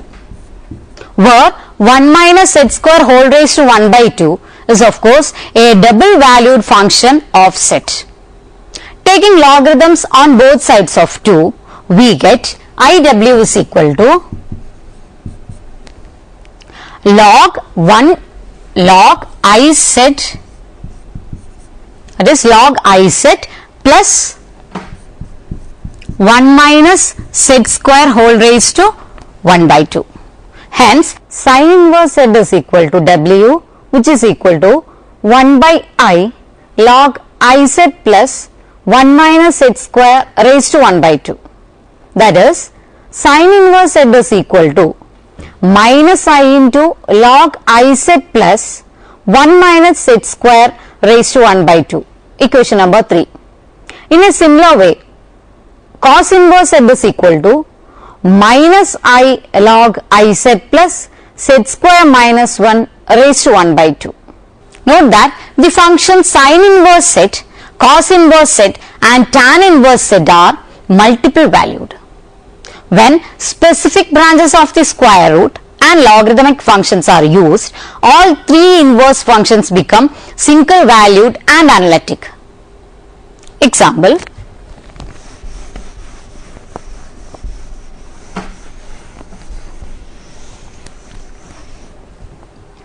putting z is equal to minus I in equation number 3, we have sin inverse of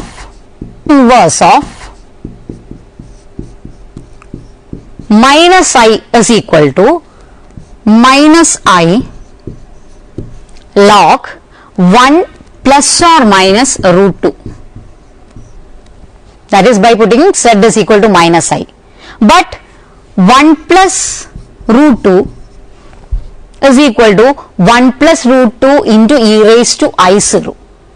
And 1 minus root 2 is equal to root 2 minus 1 into e raised to I pi. So, logarithm of 1 plus root 2 is equal to, it is ln 1 plus root 2 plus what, 2n pi I, where this n varies from 0 plus or minus 1 plus or minus 2 etc. And also log 1 minus root 2. This is equal to ln root 2 minus 1 plus 2n plus 1 into pi I. Here also n varies from 0 plus or minus 1 plus or minus 2 etc. Using the properties of natural logarithm, ln root 2 minus 1 is equal to ln 1 by 1 plus root 2, which is equal to minus ln 1 plus root 2. And hence the numbers minus 1 raised to n ln 1 plus root 2 plus n pi I, where n varies from 0 plus or minus 1 plus or minus 2 etc., constitute the set of values of log 1 plus or minus root 2. Thus, sin inverse minus I is equal to n pi plus I into minus 1 raised to n plus 1 ln 1 plus root 2, where n is equal to 0 plus or minus 1 plus or minus 2 etc. Next we have some derivatives.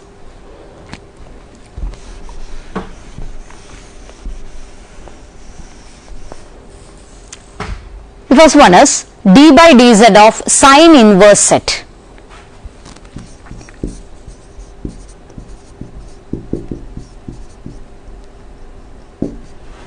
D by dz of sin inverse set, which is equal to 1 by 1 minus z square whole raised to 1 by 2. Similarly, the next one is of course d by dz of cos inverse set. It is equal to minus 1 by 1 minus z square whole raised to 1 by 2. Again we have d by dz of what, tan inverse set, which is equal to 1 by 1 plus z square.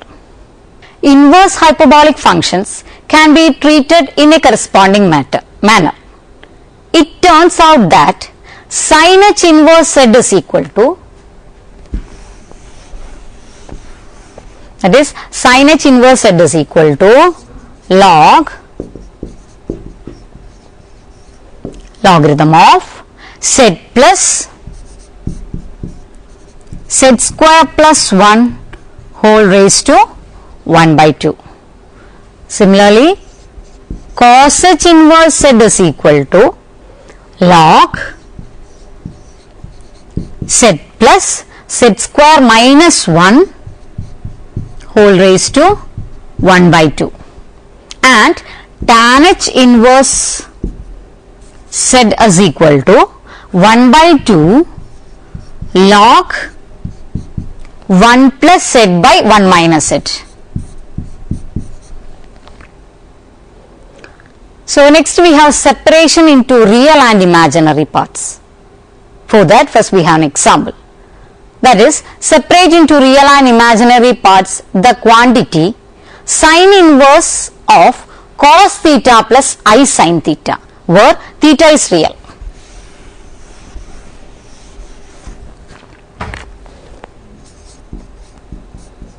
Sin inverse of cos theta plus I sin theta. Here we have to separate the real and imaginary part. Here theta is real. Let sin inverse cos theta plus I sin theta as x plus iy. It has x plus iy. So that cos theta plus I sin theta is equal to, we can write cos theta plus I sin theta is equal to sin x plus yi, which is equal to, now we can expand this as sin x cos yi, it is of the form sin a plus b form, it is sin x cos yi plus cos x sin yi, which is equal to sin x cos hy, it is sin x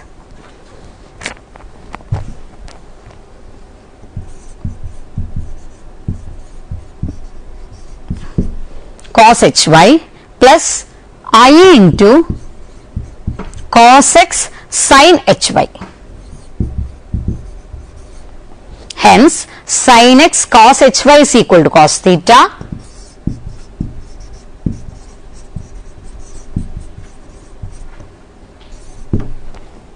mark it as equation number 1, and cos x sin hy, which is equal to sin theta. Equation number 2. And squaring and adding, we have 1 is equal to, squaring adding we have 1 is equal to sin square x cos h square y plus cos square x sin h square y, which is equal to, we can take sin square outside, that is sin square x into 1 plus sin h square y plus cos square x into sin h square y. It is again which is equal to what?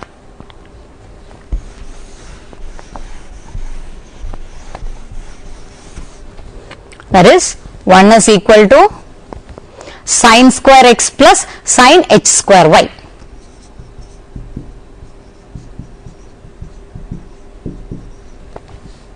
Hence, sin h square y is equal to cos square x.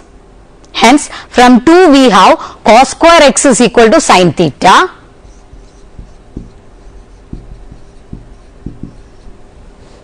Assuming sin theta to be positive.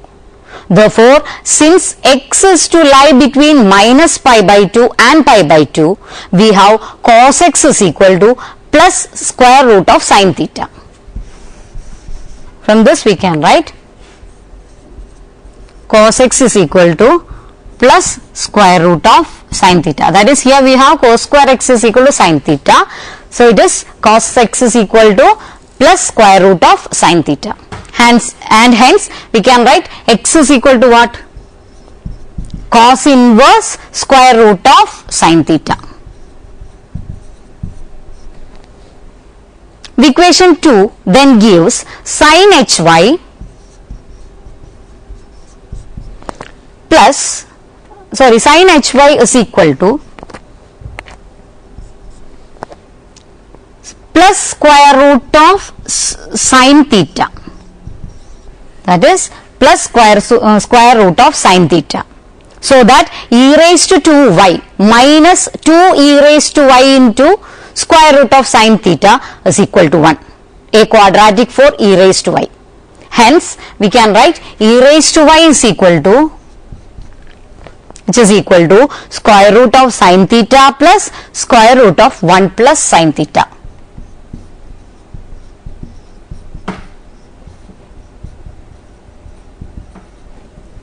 That is e raised to y is equal to square root of sin theta plus square root of 1 plus sin theta. That is, from this we can write y is equal to log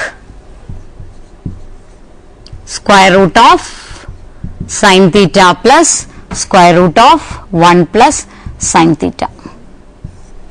That is y is equal to logarithm of square root of sin theta plus square root of 1 plus sin theta. Next we have to separate the real and imaginary part of the expression tan inverse x plus iy. Next one is tan inverse.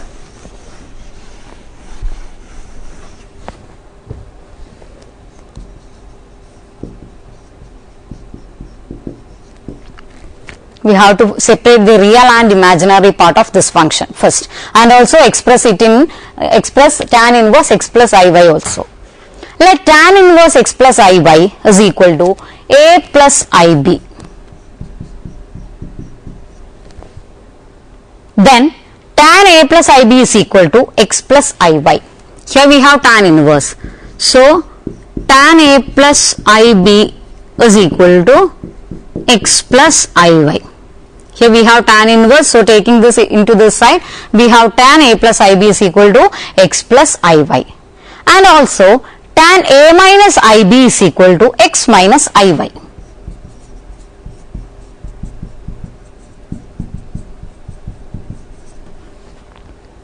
Hence, tan 2a is equal to tan a plus ib plus a minus ib.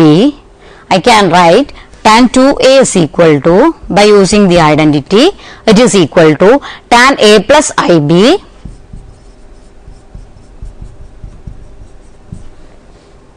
plus tan a minus ib divided by 1 minus, using our formula, 1 minus tan a plus ib into tan a minus ib.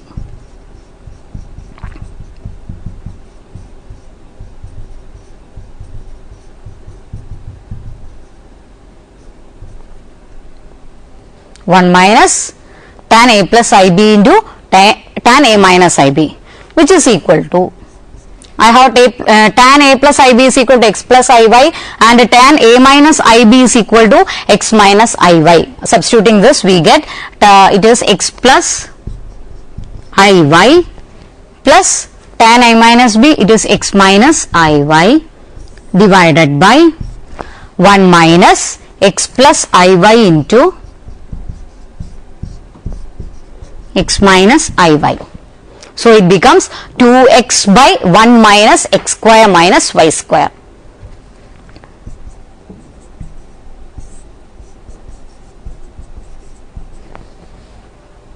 Real part of the given expression, a is equal to 1 by 2 tan inverse 2x by 1 minus x square by y square. Similarly, tan I2b is equal to tan a plus ib minus a minus ib. That is, similarly here we can write tan I tan h of 2b, which is equal to tan a plus ib minus tan a minus ib by 1 plus tan a plus ib into tan a minus ib.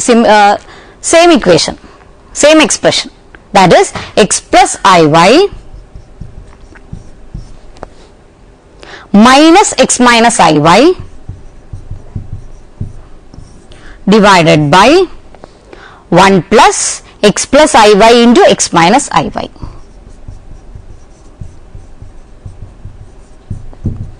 On simplification, we get which is equal to I2y, mere multiplication. On simplification, we get I2y by 1 plus x square plus y square.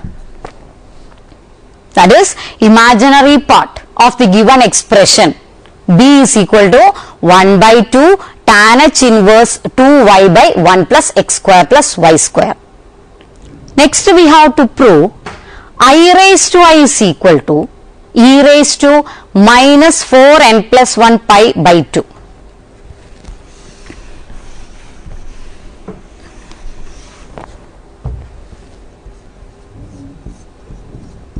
I raised to I is equal to e raised to minus 4n plus 1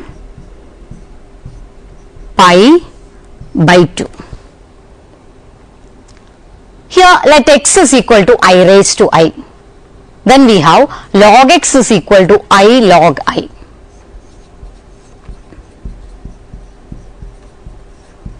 That is, we are taking x is equal to I raised to I. So taking logarithm on both sides, we have log x is equal to I log I. Mark it as equation number 1. Now I is equal to cos pi by 2 plus I sin pi by 2, which we can write as, we can write I is equal to cos 2n pi plus pi by 2 plus I sin 2n pi plus pi by 2. This is equal to what? Cos 4n plus 1 pi by 2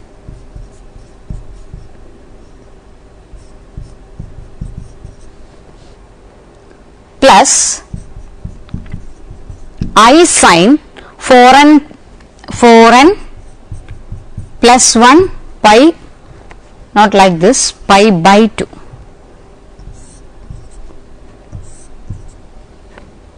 That is cos 4n plus 1 pi by 2 plus I sin 4n plus 1 pi by 2. Putting these values of I in 1, we get log x is equal to, in this equation number 1, we get what?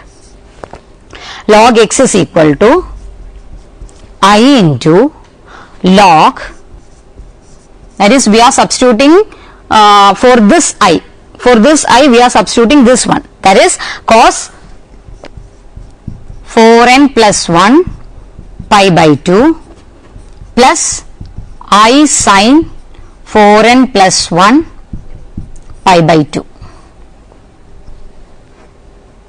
This log x is equal to I into log cos 4n plus 1 pi by 2 plus I sin 4n plus 1 pi by 2. 4n plus 1 pi by 2, which is equal to, now this can be simplified as, which is equal to I log e raised to I into 4n plus 1 pi by 2, e raised to I into 4n plus 1 pi by 2. Here we have e raised to I into 4n plus 1 pi by 2, which is equal to, close the bracket, which is equal to I into I times 4n I into I times 4n plus 1 into pi by 2. Here we have this I into I times 4n plus 1 pi by 2, which is equal to minus 4n plus 1 pi by 2. That is, I into I, we know it is minus 1. So it is minus 4n plus 1 pi by 2. That is, I raised to I is equal to e raised to minus 4n plus 1 pi by 2. So here we have discussed inverse, trigonometric and hyperbolic functions. Hope you enjoy the session. See you next time. Till then, take care.